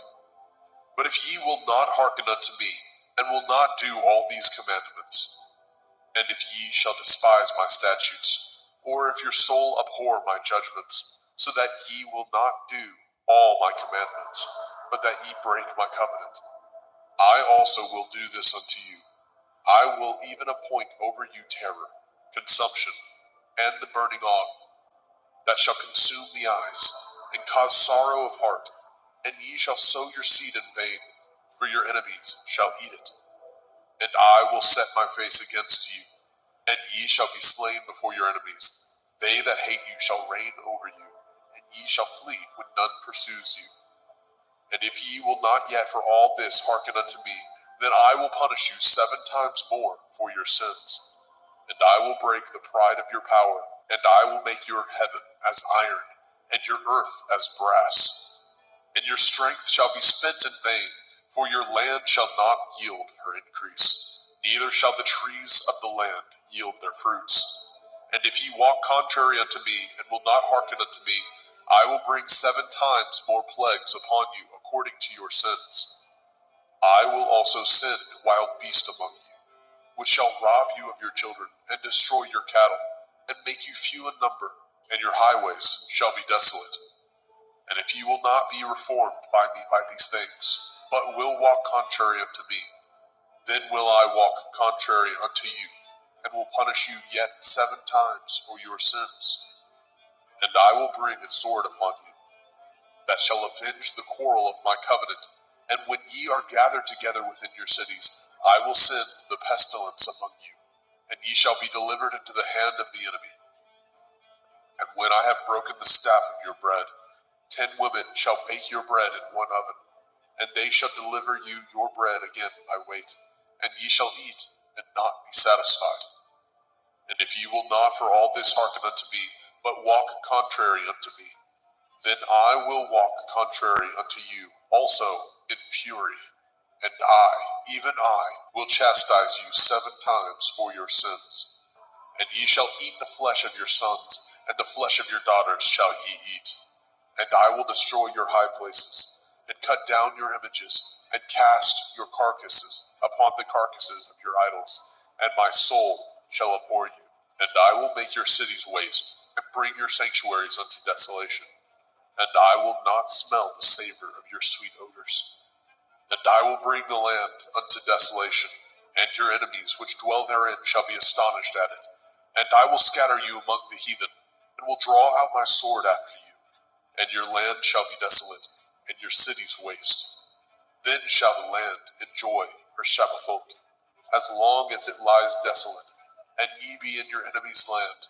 Even then shall the land rest, and enjoy her Shabbathot. As long as it lies desolate, it shall rest, because it did not rest in your Shabbathot, when ye dwelt upon it. And upon them that are left alive of you, I will send a faintness into their hearts, in the land of their enemies, and the sound of a shaken leaf shall chase them, and they shall flee as fleeing from a sword, and they shall fall when none pursues. And they shall fall one upon another, as it were before a sword, when none pursues. And ye have no power to stand before your enemies. And ye shall perish among the heathen, and the land of your enemies shall eat you up. And they that are left of you shall pine away in their iniquity, in your enemies' lands, and also in the iniquities of their fathers shall they pine away with them. If they shall confess their iniquity, and the iniquity of their fathers, with their transgressions which they transgressed against me, and that also they have walked contrary unto me, and that I also have walked contrary unto them, and have brought them into the land of their enemies, if then their uncircumcised heart be humbled, and they then accept of the punishment of their iniquity, then I will remember my covenant with Yaakov, and also my covenant with Yitzhak, And also my covenant with Abraham will I remember, and I will remember the land. The land also shall be left of them, and shall enjoy her Sabbathot, while she lies desolate without them. And they shall accept of the punishment of their iniquity, because they despised my judgments, and because their soul abhorred my statutes. And yet, for all that, when they be in the land of their enemies, I will not cast them away, neither will I abhor them, to destroy them utterly, and to break my covenant with them. For I am Yahweh Elohim. But I will for their sakes remember the covenant of their ancestors, whom I brought forth out of the land of Mitzrayim, in the sight of the heathen, that I might be their Elohim. I am Yahweh. These are the commandments and judgments and Torah, which Yahweh made between him and the children of Yisrael in Mount Sinai by the hand of Moshe.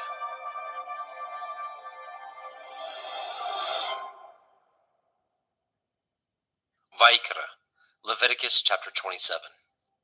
And Yahweh spoke unto Moshe, saying, Speak unto the children of Yasharel, and say unto them, when a man shall make a singular vow, the persons shall be for Yahuwah by your estimation. And your estimation shall be of the male from 20 years old, even unto 60 years old. Even your estimation shall be 50 shekels of silver, after the shekel of the sanctuary. And if it be a female, then your estimation shall be 30 shekels. And if it be from 5 years old, even unto 20 years old, then your estimation shall be of the male 20 shekels, and for the female 10 shekels. And if it be from a month old, even unto 5 years old, then your estimation shall be of the male 5 shekels of silver, and for the female your estimation shall be 3 shekels of silver. And if it be from 60 years old and above, if it be a male, then your estimation shall be 15 shekels, and for the female 10 shekels. But if he be poorer than your estimation, then he shall present himself before the priest, and the priest shall value him according to his ability. That vowed shall the priest value him. And if it be a beast, whereof men bring an offering unto Yahuwah, all that any man gives of such unto Yahuwah shall be holy. He shall not alter it, nor change it, a good for a bad, or a bad for a good. And if he shall at all change beast for beast, then it and the exchange thereof shall be holy. And if it be any unclean beast, of which they do not offer a sacrifice unto Yahuwah, then he shall present the beast before the priest. And the priest shall value it, whether it be good or bad, as you value it. Who are the priest, so shall it be. But if he will at all redeem it, then he shall add a 5th part thereof unto your estimation. And when a man shall sanctify his house to be holy unto Yahuwah, then the priest shall estimate it, whether it be good or bad. As the priest shall estimate it, so shall it stand. And if he that sanctified it will redeem his house, then he shall add the 5th part of the money of your estimation unto it, and it shall be his. And if a man shall sanctify unto Yahuwah some part of a field of his possession, then your estimation shall be according to the seed thereof. A omer of barley seed shall be valued at 50 shekels of silver. If he sanctify his field from the year of Jubilee, according to your estimation, it shall stand. But if he sanctify his field after the Jubilee, then the priest shall reckon unto him the money according to the years that remain, even unto the year of Jubilee, and it shall be abated from your estimation. And if he that sanctified the field will in any wise redeem it, then he shall add the 5th part of the money of your estimation unto it, and it shall be assured to him. And if he will not redeem the field, or if he have sold the field to another man, it shall not be redeemed any more. But the field, when it goes out in the Jubilee, shall be holy unto Yahuwah. As a field devoted, the possession thereof shall be the priest's. And if a man sanctify unto Yahuwah a field which he has bought, which is not of the fields of his possession, Then the priest shall reckon unto him the worth of your estimation, even unto the year of the Jubilee. And he shall give your estimation in that day as a holy thing unto Yahweh. In the year of the Jubilee the field shall return unto him of whom it was bought, even to him to whom the possession of the land did belong. And all your estimation shall be according to the shekel of the sanctuary. 20 gerahs shall be the shekel. Only the firstling of the beasts, which should be Yahuwah's firstling. No man shall sanctify it, whether it be ox or sheep. It is Yahuwah's. And if it be of an unclean beast, and he shall redeem it according to your estimation, and shall add a fifth part of it thereto, or if it be not redeemed, then it shall be sold according to your estimation. Notwithstanding, no devoted thing that a man shall devote unto Yahuwah of all that he has, both of man and beast, and of the field of his possession, shall be sold or redeemed. Every devoted thing is most holy unto Yahuwah. None devoted which shall be devoted of men shall be redeemed, but shall surely be put to death. And all the tithe of the land, whether of the seed of the land, or of the fruit of the tree, is Yahuwah's. It is holy unto Yahuwah. And if a man shall at all redeem aught of his tithes, he shall add thereto the fifth part thereof.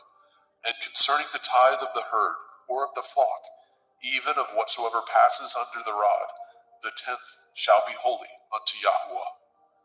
He shall not search whether it be good or bad, neither shall he change it. And if he change it at all, then both it and the change thereof shall be holy. It shall not be redeemed. These are the commandments which Yahweh commanded Moshe for the children of Yisrael in Mount Sinai.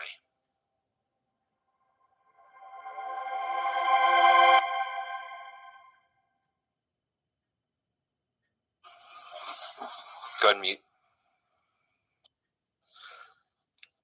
And welcome, brothers and sisters. Welcome to the Parable of the Vineyard YouTube channel. Today we will be reading the whole book of the law, the Torah, Yahweh's instructions for life. We'll be reading Bereshit, Genesis, Shemot, Exodus, Vaikra, Leviticus, Bamidbar, Numbers, and Devarim, Deuteronomy, and we will be reading from the Sefer version.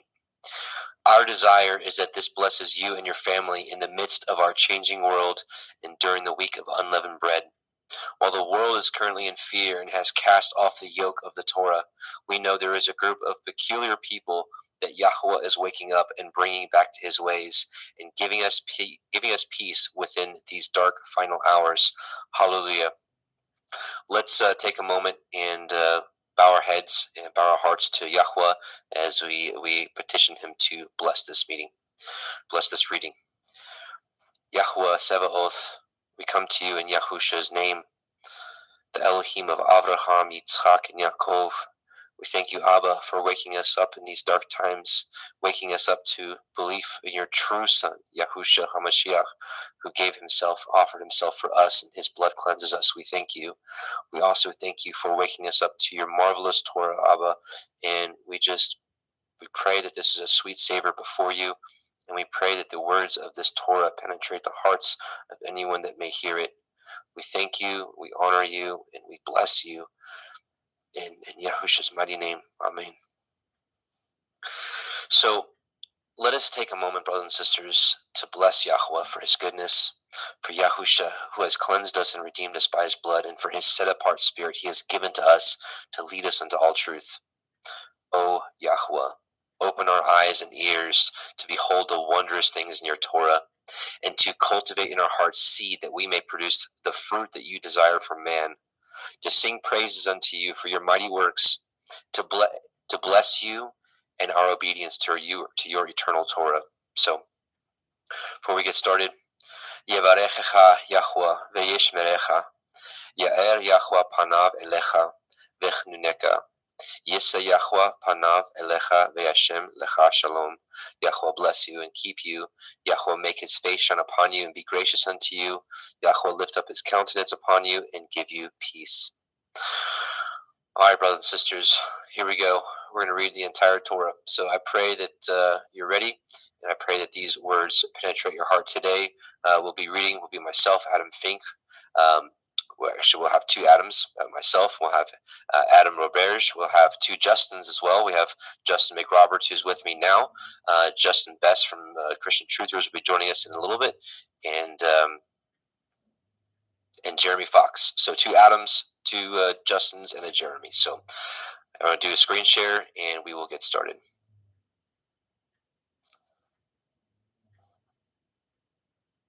Oops.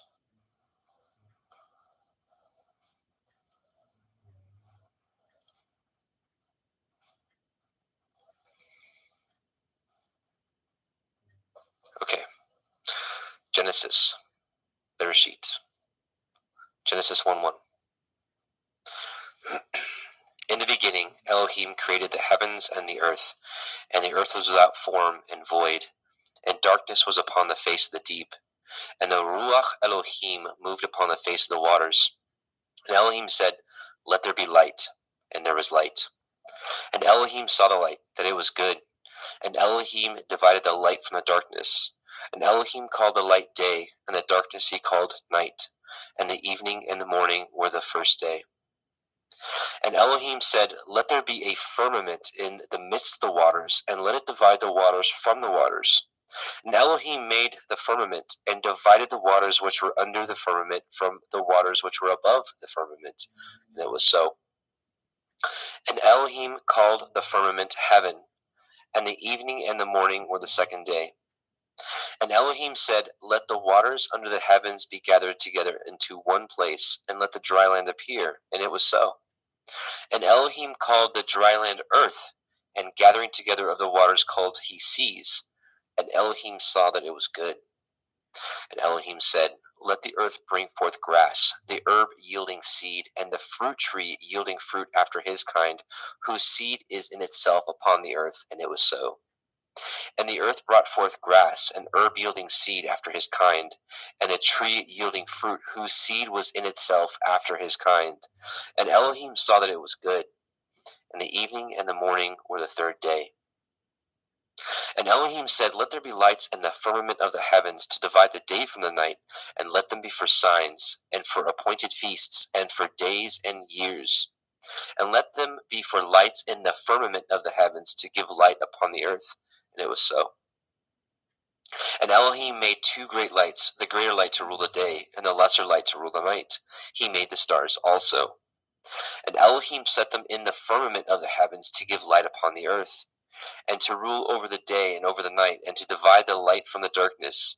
And Elohim saw that it was good. And the evening and the morning were the fourth day. And Elohim said, "Let the waters bring forth abundantly the moving creature that has life, and the fowl that may fly above the earth in the open firmament of heaven." And Elohim created great sea monsters, and every living creature that moves, which the waters brought forth abundantly after their kind, and every winged fowl after his kind. And Elohim saw that it was good. And Elohim blessed them, saying, "Be fruitful and multiply, and fill the waters in the seas, and let fowl multiply in the earth." And the evening and the morning were the fifth day. And Elohim said, "Let the earth bring forth the living creature after his kind, cattle, and creeping thing, and beast of the earth after his kind." And it was so. And Elohim made the beast of the earth after his kind, and cattle after their kind, and everything that creeps upon the earth after his kind. And Elohim saw that it was good. And Elohim said, "Let us make man in our image, after our likeness, and let them have dominion over the fish of the sea, and over the fowl of the air, and over the cattle, and over all the earth, and over every creeping thing that creeps upon the earth." So Elohim created man in his own image. In the image of Elohim created he him. Male and female created he them. And Elohim blessed them. And Elohim said unto them, "Be fruitful, and multiply, and replenish the earth, and subdue it, and have dominion over the fish of the sea, and over the fowl of the air, and over every living thing that moves upon the earth." And Elohim said, "Behold, I have given you every herb bearing seed which is upon the face of all the earth, and every tree which is in the fruit of a tree yielding seed. To you it shall be for food. And to every beast of the earth, and to every fowl of the air, and to everything that creeps upon the earth, wherein there is life, I have given every green herb for food. And it was so. And Elohim saw everything that he had made, and behold, it was very good. And the evening and the morning were the sixth day. Genesis 2. Thus the heavens and the earth were finished, and all the host of them. And on the seventh day Elohim ended his work which he had made, and he rested on the seventh day from all his work which he had made. And Elohim blessed the seventh day, and sanctified it, because in it he had rested from all his work which Elohim created and made. These are the generations of the heavens and the earth when they were created, in the day that Yahweh Elohim made the earth and the heavens. And every plant of the field before it was in the earth, and every herb of the field before it grew. For Yahweh Elohim had not caused it to rain upon the earth, and there was not a man to till the ground. But there went up a mist from the earth, and watered the whole face of the ground. And Yahweh Elohim formed the man of the dust of the ground, and breathed into his nostrils the breath of life, and man became a living soul. And Yahweh Elohim planted a garden eastward in Eden, and there he put the man whom he had formed. And out of the ground made Yahweh Elohim to grow every tree that is pleasant to the sight and good for food, the tree of life also in the midst of the garden, and the tree of knowledge of good and evil. And a river went out of Eden to water the garden, and from thence it was parted and became into 4 heads. The name of the first is Pishon, that is, which compasseth the whole land of Havilah, where there is gold. And the gold of that land is good, and there is Delim and the onyx stone. And the name of the second river is Gihon, the same it is that compasseth the whole land of Cush. And the name of the third river is Hiddekel, that is, which goes toward the east of Ashur. And the fourth river is Perath. And Yahweh Elohim took the man and put him into the garden of Eden to dress it and to guard it. And Yahweh Elohim commanded man, saying, Of every tree of the garden you may freely eat, but of the tree of the knowledge of good and evil you shall not eat of it. For in the day that you eat thereof you shall surely die. Yahweh Elohim said, It is not good that the man should be alone. I will make him a helpmeet for him.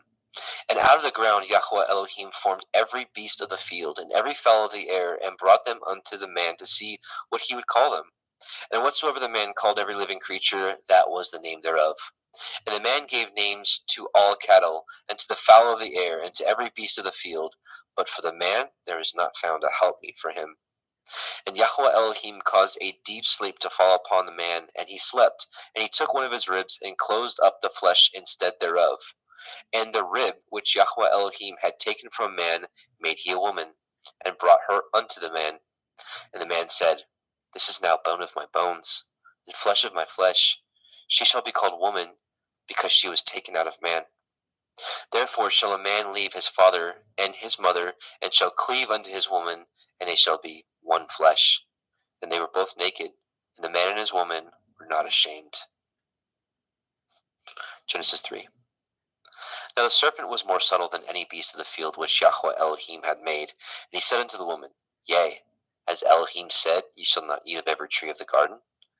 And the woman said unto the serpent, We may eat of the fruit of the trees of the garden, but of the fruit of the tree which is in the midst of the garden, Elohim hath said, Ye shall not eat of it, neither shall ye touch it, lest ye die. And the serpent said unto the woman, Ye shall not surely die. For Elohim knows that in the day that you eat thereof, then your eyes shall be opened, and you shall be as Elohim, knowing good and evil. And when the woman saw that the tree was good for food, and that it was pleasant to the eyes, and a tree to be desired to make one wise, she took of the fruit thereof, and did eat, and gave also unto her man with her, and he did eat. And the eyes of them were both were opened, and they knew that they were naked, and they sewed fig leaves together, and made themselves aprons.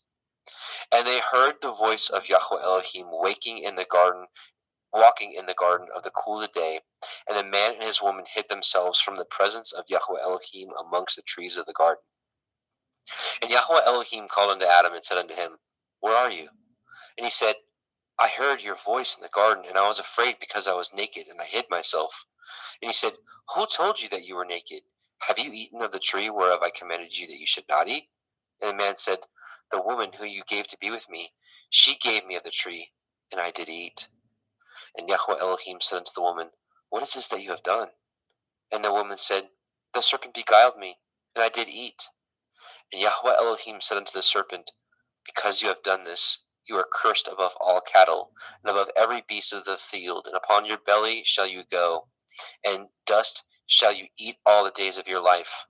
And I will put enmity between you and the woman, and between your seed and her seed. It shall bruise your head, and you shall bruise his heel. Unto the woman he said, I will greatly multiply your sorrow and your conception. In sorrow shall you bring forth children, and your desire shall be to your man, and he shall rule over you. But unto Adam he said, because you have hearkened unto the voice of your woman, and have eaten of the tree which of I commanded you, saying, Ye shall not eat of it, cursed is the ground for your sake. In sorrow shall you eat of it all the days of your life. Thorns also and thistles shall it bring forth to you, and ye shall eat the herb of the field.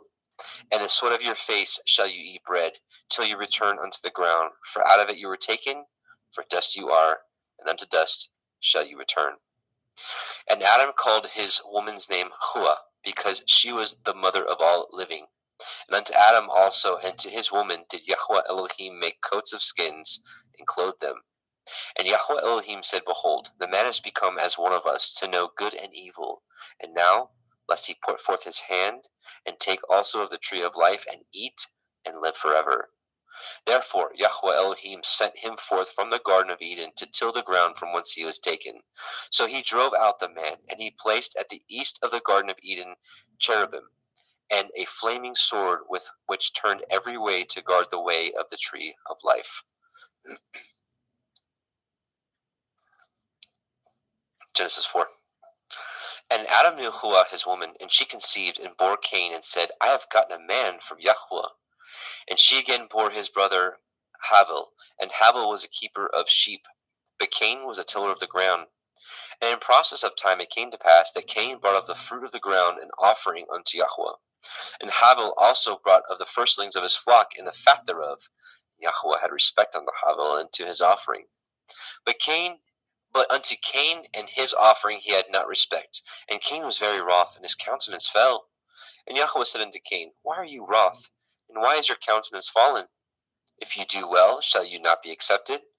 And if you do not well, sin lies at the door.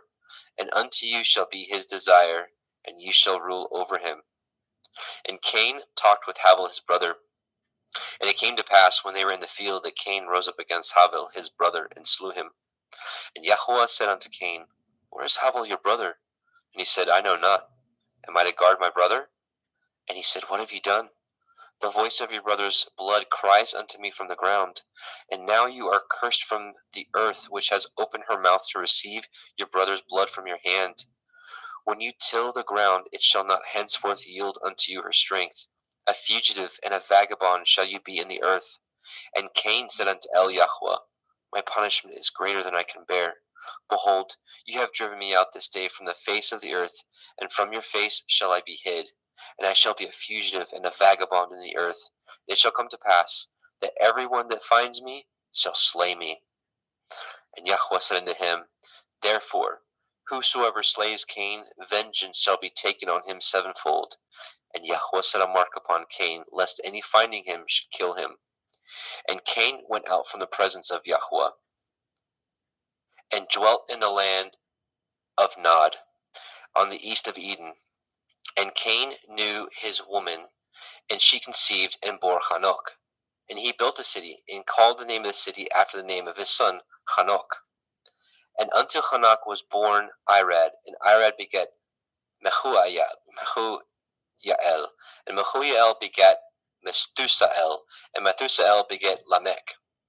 And Lamech took unto him 2 women. The name of one was Ada, and the name of the other was Silla. And Ada bore Yabal.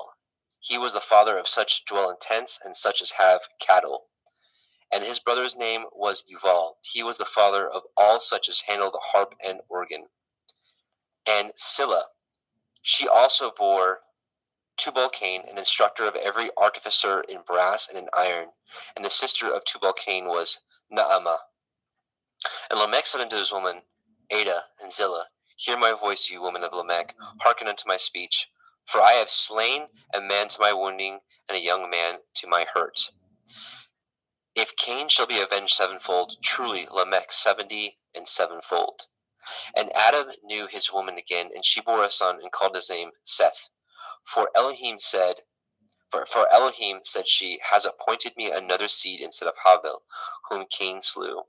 And to Seth, to him also there was born a son, and he called his name Enosh. Then began men to call upon the name of Yahuwah. Genesis 5. This is the sefer of the generations of Adam. In the day that Elohim created man, in the likeness of Elohim made he him. Male and female created he them, and blessed them, and called their name Adam, in the day where they were created. And Adam lived 130 years, and begat a son in his own likeness after his image, and called his name Seth. And the days of Adam after he had begotten Seth were 800 years, and he begat sons and daughters. And all the days that Adam lived were 930 years, and he died. And Seth lived 105 years, and begot Enosh. And Seth lived after he begot Enosh 807 years, and begot sons and daughters. And all the days of Seth were 912 years, and he died. And Enosh lived 90 years, and begot Canaan. And Enosh lived after he begot Canaan 815 years, and begot sons and daughters. And all the days of Enosh were 905 years, and he died. And Canaan lived 70 years, and begot Mahalalel. And Canaan lived after he begot Mahalalel 840 years, and begot sons and daughters. And all the days of Canaan were 910 years, and he died. And Mahalalel lived 65 years, and begot Yared. And Mahalalel lived after he begot Yared 830 years, and begot sons and daughters. And all the days of Mahalalel were 895 years, and he died. And Yared lived 162 years, and begot Hanok. And Yared lived after he begot Hanok 800 years, and begot sons and daughters. And all the days of Yared were 962 years, and he died. And Hanok lived 65 years, and begot Methuselah. And Hanok walked with Elohim after he begot Methuselah 300 years, and begot sons and daughters. All the days of Hanok were 365 years. And Hanok walked with Elohim, and he was not, for Elohim took him. And Methuselah lived 807 years, and begot Lamech. And Methuselah lived after he begot Lamech 782 years, and begot sons and daughters. And all the days of Methuselah were 969 years, and he died. And Lamech lived 182 years, and begot a son. And he called his name Noach, saying, the same shall comfort us concerning our work and toil of our hands, because of the ground which Yahweh has cursed. And Lamech lived after he begot Noach 595 years, and begot sons and daughters. And all the days of Lamech were 777 years, and he died. And Noach was 500 years old, and Noach begot Shem, Ham, and Japheth. All right, Genesis 6.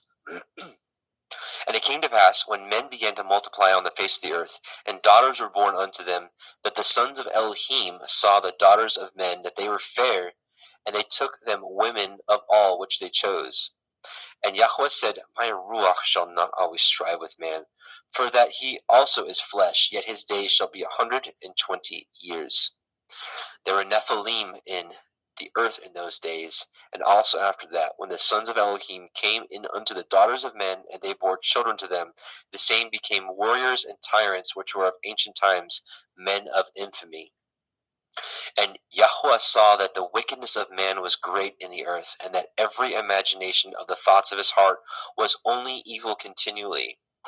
And Yahweh repented that he had made man on the earth, and it grieved him at his heart. And Yahweh said, I will destroy man whom I have created from the face of the earth, both man and beast, and the creeping thing, and the fowls of the air, for I repent that I have made them. But Noach found grace in the eyes of Yahweh. These are the generations of Noach.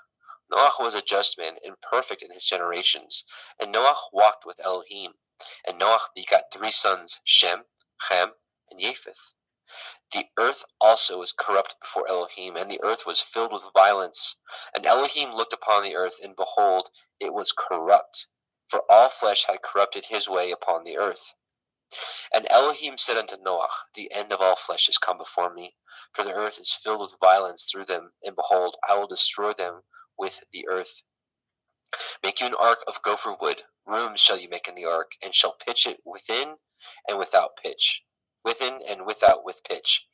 And this is the fashion which you shall make of it. The length of the ark shall be 300 cubits, the breadth of it 50 cubits, and the height of it 30 cubits.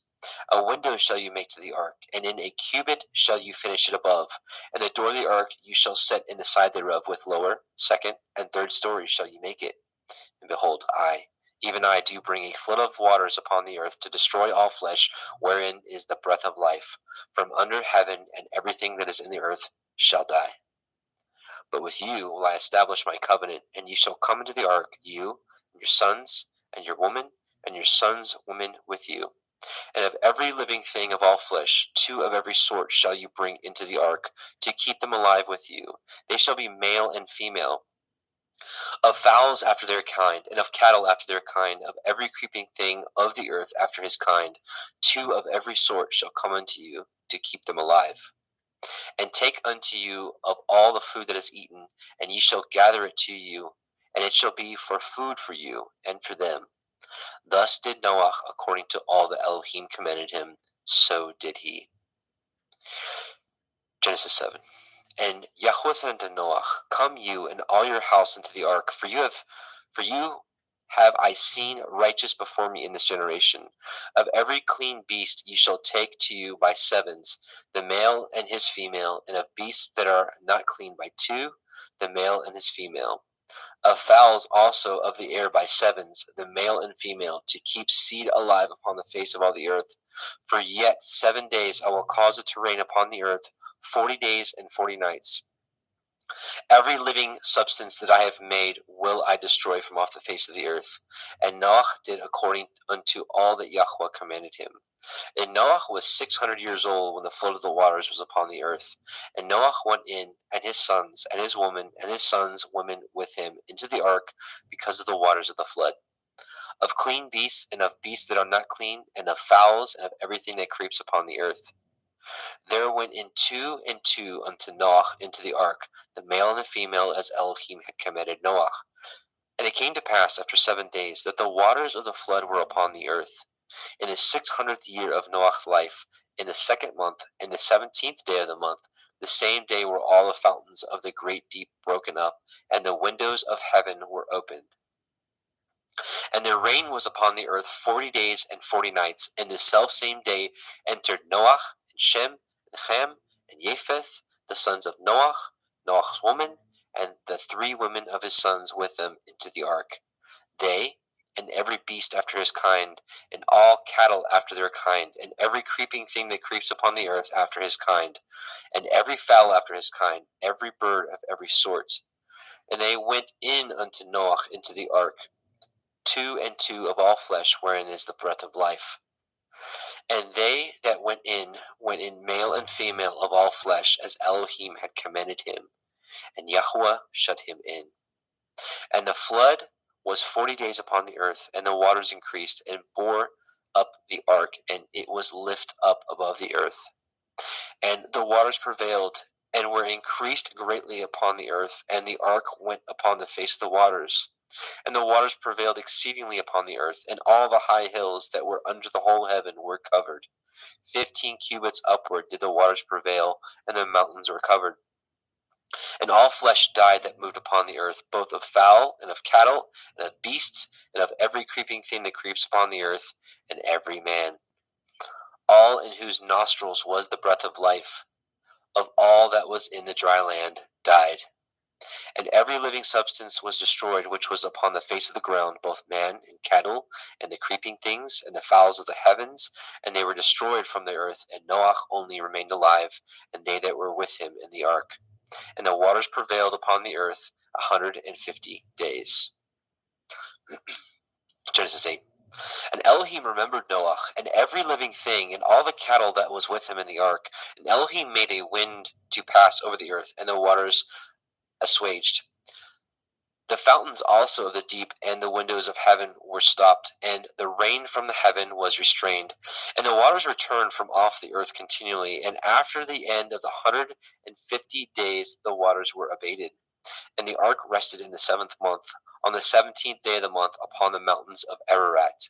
And the waters decreased continually until the 10th month. In the 10th month on the first day of the month were the tops of the mountains seen. And it came to pass at the end of 40 days that Noah opened the window of the ark which he had made, and he sent forth a raven which went to and fro until the waters were dried up from off the earth. Also he sent forth a dove from him to see if the waters were abated from off the face of the ground. But the dove found no rest for the sole of her foot, and she returned unto him into the ark, for the waters were on the face of the earth, face of the whole earth. Then he put forth his hand and took her and pulled her in unto him into the ark. And he stayed yet other 7 days, and again he sent forth the dove out of the ark. And the dove came in to him in the evening, and lo, in her mouth was an olive leaf plucked off. So Noah knew that the waters were abated from off the earth. And he stayed yet other 7 days, and sent forth the dove, which returned not again unto him any more. And it came to pass in the 601st year, in the first month, the first day of the month, the waters were dried up from off the earth. And Noah removed the covering of the ark, and looked, and behold, the face of the ground was dry.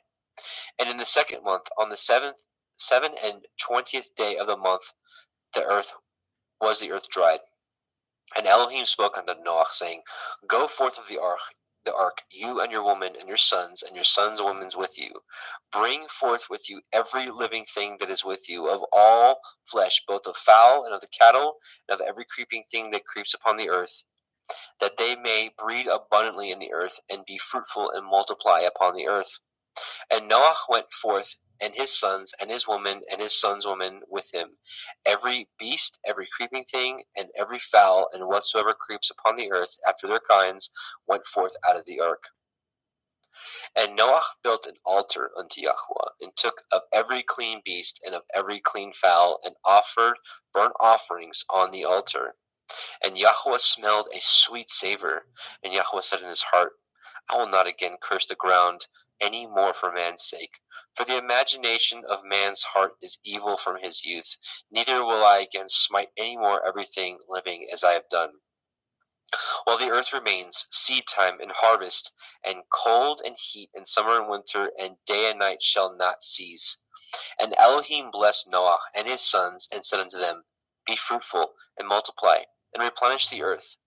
And the fear of you and the dread of you shall be upon every beast of the earth, and upon every fowl of the air, upon all that moves upon the earth, and upon all the fish of the sea.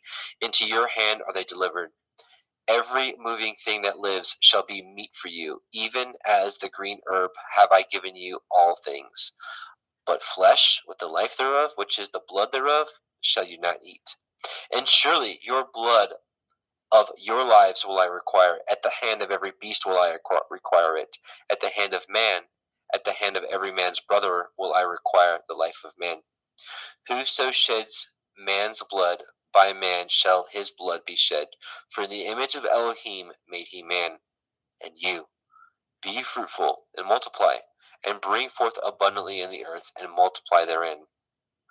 And Elohim spoke unto Noah and to his sons with him, saying, And I, behold, I establish my covenant with you, and with your seed after you, and with every living creature that is with you, of the fowl, of the cattle, and of every beast of the earth with you, from all that go out from the ark, to every beast of the earth. And I will establish my covenant with you. Neither shall all flesh be cut off any more by the waters of a flood, neither shall there any more be a flood to destroy the earth. And Elohim said, This is the sign of the covenant which I make between me and you and every living creature that is with you for perpetual generations. I do set my bow in the cloud, and it shall be for a sign of a covenant between me and the earth. And it shall come to pass, when I bring a cloud over the earth, that the bow shall be seen in the cloud. And I will remember my covenant which is between me and you and every living creature of all flesh, and the waters shall no more become a flood to destroy all the earth, all the flesh. And the bow shall be in the cloud, and I will look upon it, that I may remember the everlasting covenant between Elohim and every living creature of all flesh that is upon the earth. And Elohim said unto Noah, This is the sign of the covenant which I have established between me and all flesh that is upon the earth. And the sons of Noah that went forth of the ark were Shem, Ham, and Japheth. And Ham is the father of Canaan. These are the 3 sons of Noah, and of them was the whole earth overspread. And Noah began to be a husbandman, and he planted a vineyard. And he drank of the wine and was drunken, and he was uncovered within his tent. And Ham, the father of Canaan, saw the nakedness of his father, and told his two brethren without. And Shem and Japheth took a garment, and laid it upon both their shoulders, and went backward, and covered the nakedness of their father, and their faces were backward, and they saw not their father's nakedness. And Noah awoke from his wine, and knew what his younger son had done unto him. And he said, Cursed be Canaan, a servant of servants shall he be unto his brethren. And he said, Blessed be Yahweh Elohai of Shem, and Canaan shall be his servant. Elohim shall enlarge Japheth, and he shall dwell in the tents of Shem, and Canaan shall be his servant. And Noah lived after the flood 350 years, and all the days of Noah were 950 years, and he died. Genesis 10. Now these are the generations of the sons of Noah, Shem, Ham, and Japheth, and unto them were sons born after the flood. The sons of Japheth, Gimmer, and Magog, and Madai, and Yavan, and Tubal, and Meshech, and Tirach. And the sons of Gimmer, Ashkenaz, and Riphath, and Togarma. And the sons of Yavan, Elisha, Tarshish, Kittim, and Dodanim. By these were the isles of the other nations divided in their lands, everyone after his tongue, after their families, in their nations. And the sons of Ham, Cush, and Mitzrayim, and Put, and Canaan. And the sons of Cush, Heva, Havilah, Kavta, and Raamah, Kavteka. And the sons of Raamah, Sheva, and Dedan. And Cush begat Nimrod, and he began to be a warrior and hunter in the earth. He was a warrior and a hunter before Yahweh. Wherefore it is said, even as Nimrod, the warrior hunter before Yahweh. And the beginning of his kingdom was Babel, and Erech, and Akkad, and Calneh in the land of Shinar. Out of that land went forth Ashur, and built Nineveh, and the city Rehoboth, and Kelach. And Resen, between Nineveh and Kelach, the same is a great city. And Mitzrayim begat Ludim, and Anamim, and Lehavim, and Naphtuchim, and Pathrusim, and Kalusim, out of whom came Pelishtim, and Kaphtorim. And Canaan begat Sidon, his firstborn, and Heth, and the Yebusi, and the Amori, and the Girgashi, and the Chevi, and the Arki, and the Chini, and the Arvadi, and the Tsemari, and the Hamathi, and afterward were the families of the Canaanim spread abroad. And the border of Canaanim was from Sidon as you come unto Gerar, unto Gaza as you go unto Sodom, and Gomorrah, and Admah, and Sevim, and even unto Lasha. These are the sons of Ham, after their families, after their tongues, in their countries, and in their nations. And unto Shem also, the father of all the children of Eber, the brother of Japheth, the elder, even to him were children born. And the children of Shem, Elam, Ashur, Arphaxad, and Lud, and Aram. And the children of Aram, Uz, Hul, Gether, and Mash. And Arphaxad begat Shelach, and Shelach begat Eber. And unto Eber were born two sons. The name of one was Peleg, for in his days the earth was divided. And his brother's name was Yoktan. Yoktan begat Almodad, and Shelef, and Chatzar-maveth, and Yerach, and Hadoram, and Uzal, and Dikla, and Oval, and Avimael, and Shiva, and Ophir, and Havilah, and Yovav. All these were the sons of Yoktan. And their dwelling was from Mesha as you go unto Sephar, a mountain of the east. These are the sons of Shem, after their families, after their tongues, in their lands, after their nations. These are the families of the sons of Noach, after their generations, in their nations, and by these were the nations divided in the earth after the flood. Genesis 11. And the whole earth was of one language and of one speech. And it came to pass, as they journeyed from the east, that they found a plain in the land of Shinar, and they dwelt there. And they said one to another, Go to, let us make brick, and burn them thoroughly. And they had brick for stone, and slime had they for mortar. And they said, Go to, Let us build a city and a tower whose top may reach unto the heavens, and let us make a name, lest we be scattered abroad upon the face of the whole earth.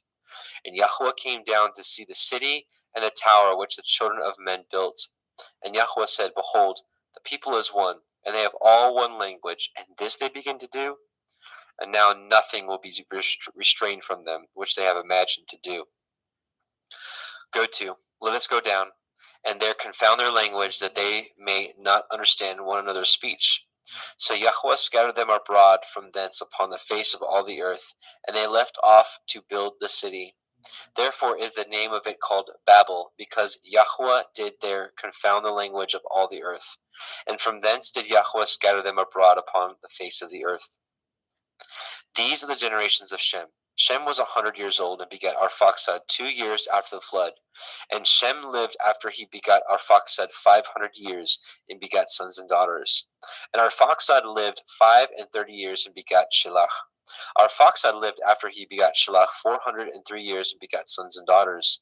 And Shelah lived 30 years and begat Eber. And Shelah lived after he begat Eber 403 years and begat sons and daughters. And Eber lived 430 years and begat Peleg.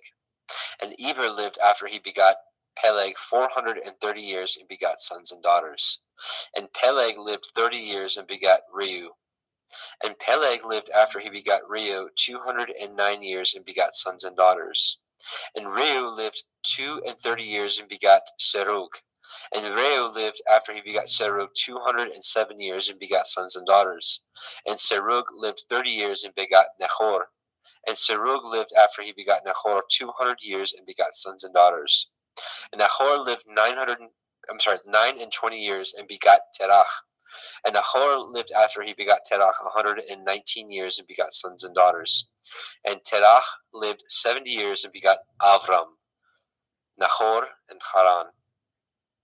Now these are the generations of Terach. Terach begat Avram, Nahor, and Haran. And Haran begat Lot. And Haran died before his father Terach in the land of his nativity in Ur of the Kasdim. And Avram and Nahor took them women. The name of Avram's woman was Sarai, and the name of Nahor's woman Milcah.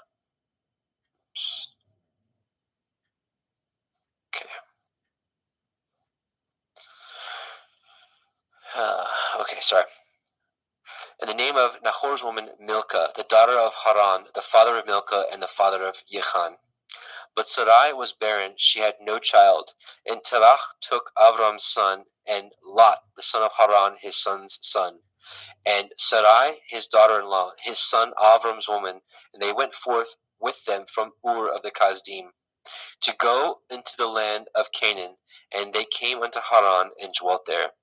And the days of Terach were 205 years, and Terach died in Haran.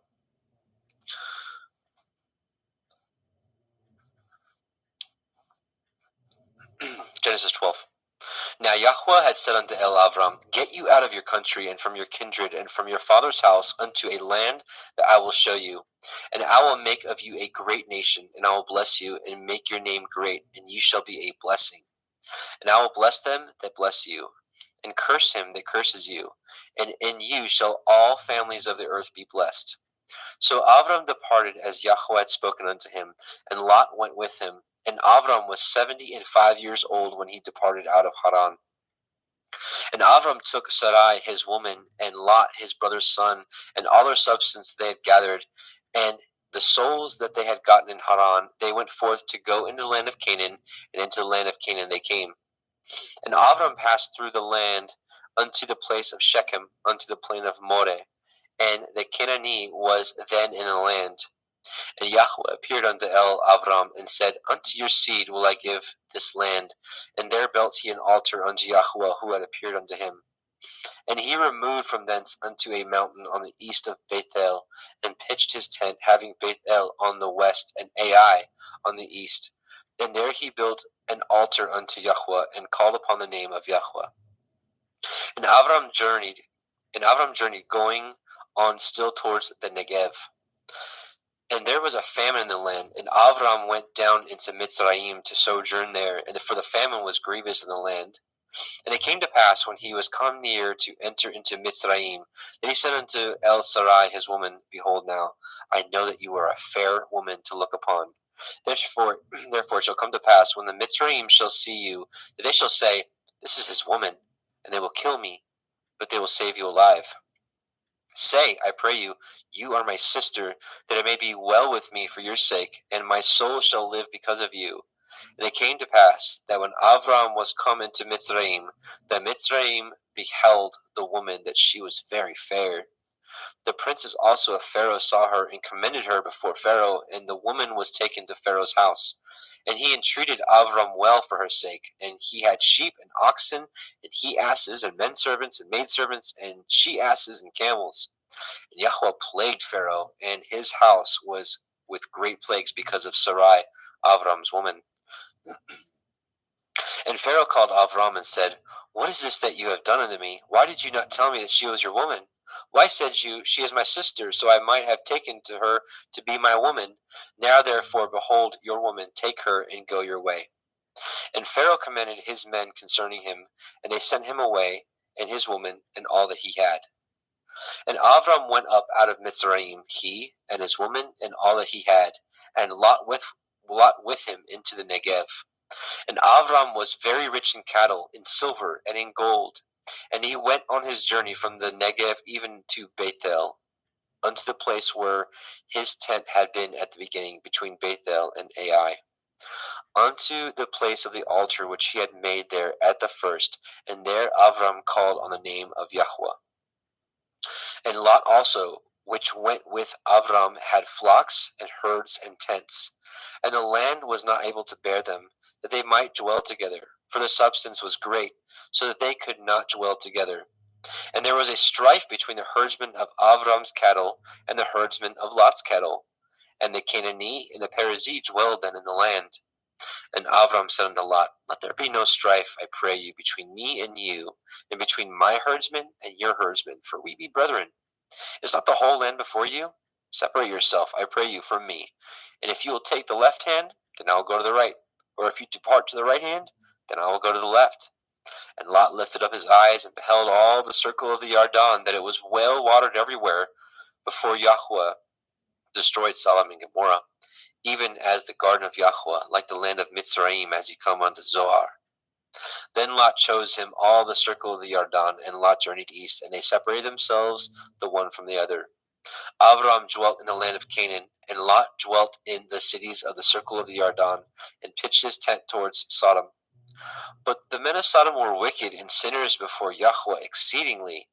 Yahweh said unto Avram, after that Lot was separated from him, Lift up your eyes now, and look from the place where you are northward, and southward, and eastward, and westward. For all the land which you see, to you will I give it, and to your seed forever. And I will make your seed as the dust of the earth, so that if a man can number the dust of the earth, then shall your seed also be numbered. Arise, walk through the land in the length of it, and in the breadth of it, for I will give it unto you. Then Avram removed his tent, and came and dwelt in the plain of Mamre, which is in Hebron, and built there an altar unto Yahweh. Genesis 14. And it came to pass in the days of Amraphel, king of Shinar, Arioch, king of Elakar, and Chedorlaomer, king of Elam, and Tidal, king of nations, that these made war with Bera, king of Sodom, and with Birsha, king of Gomorrah, Shinav, king of Admah, and Shem-Eber, king of Tsevaim, and the king of Bela, which is Soar. All these were joined together in the valley of Siddim, which is the Salt Sea. 12 years they served Chedorlaomer. In the 13th year they rebelled. And in the 14th year came Chedorlaomer and the kings that were with him, and smote the Rephaim in Ashtaroth, Karnaim, and the Zuzim in Ham, and the Emim in Shave Kirathim, and the Horim in Mount Seir unto El Paran, which is by the wilderness. And they returned and came to Ain Mishpat, which is Kadesh, and smote all the country of Amalekim, and also the Amorim that dwelt in Chatzon Tamar. And there went out the king of Sodom, and the king of Gomorrah, and the king of Admah, and the king of Zevim, and the king of Bela, the same as Zoar, and they joined battle with them in the valley of Siddim, with Kedorlaomer, the king of Elam, and with Tidal, king of nations, and Amraphel, king of Shinar, and Arioch, king of Elakar, 4 kings with 5. And the valley of Siddim was full of slime pits, and the kings of Sodom and Gomorrah fled and fell there, and they that remained fled to the mountains. And they took all the goods of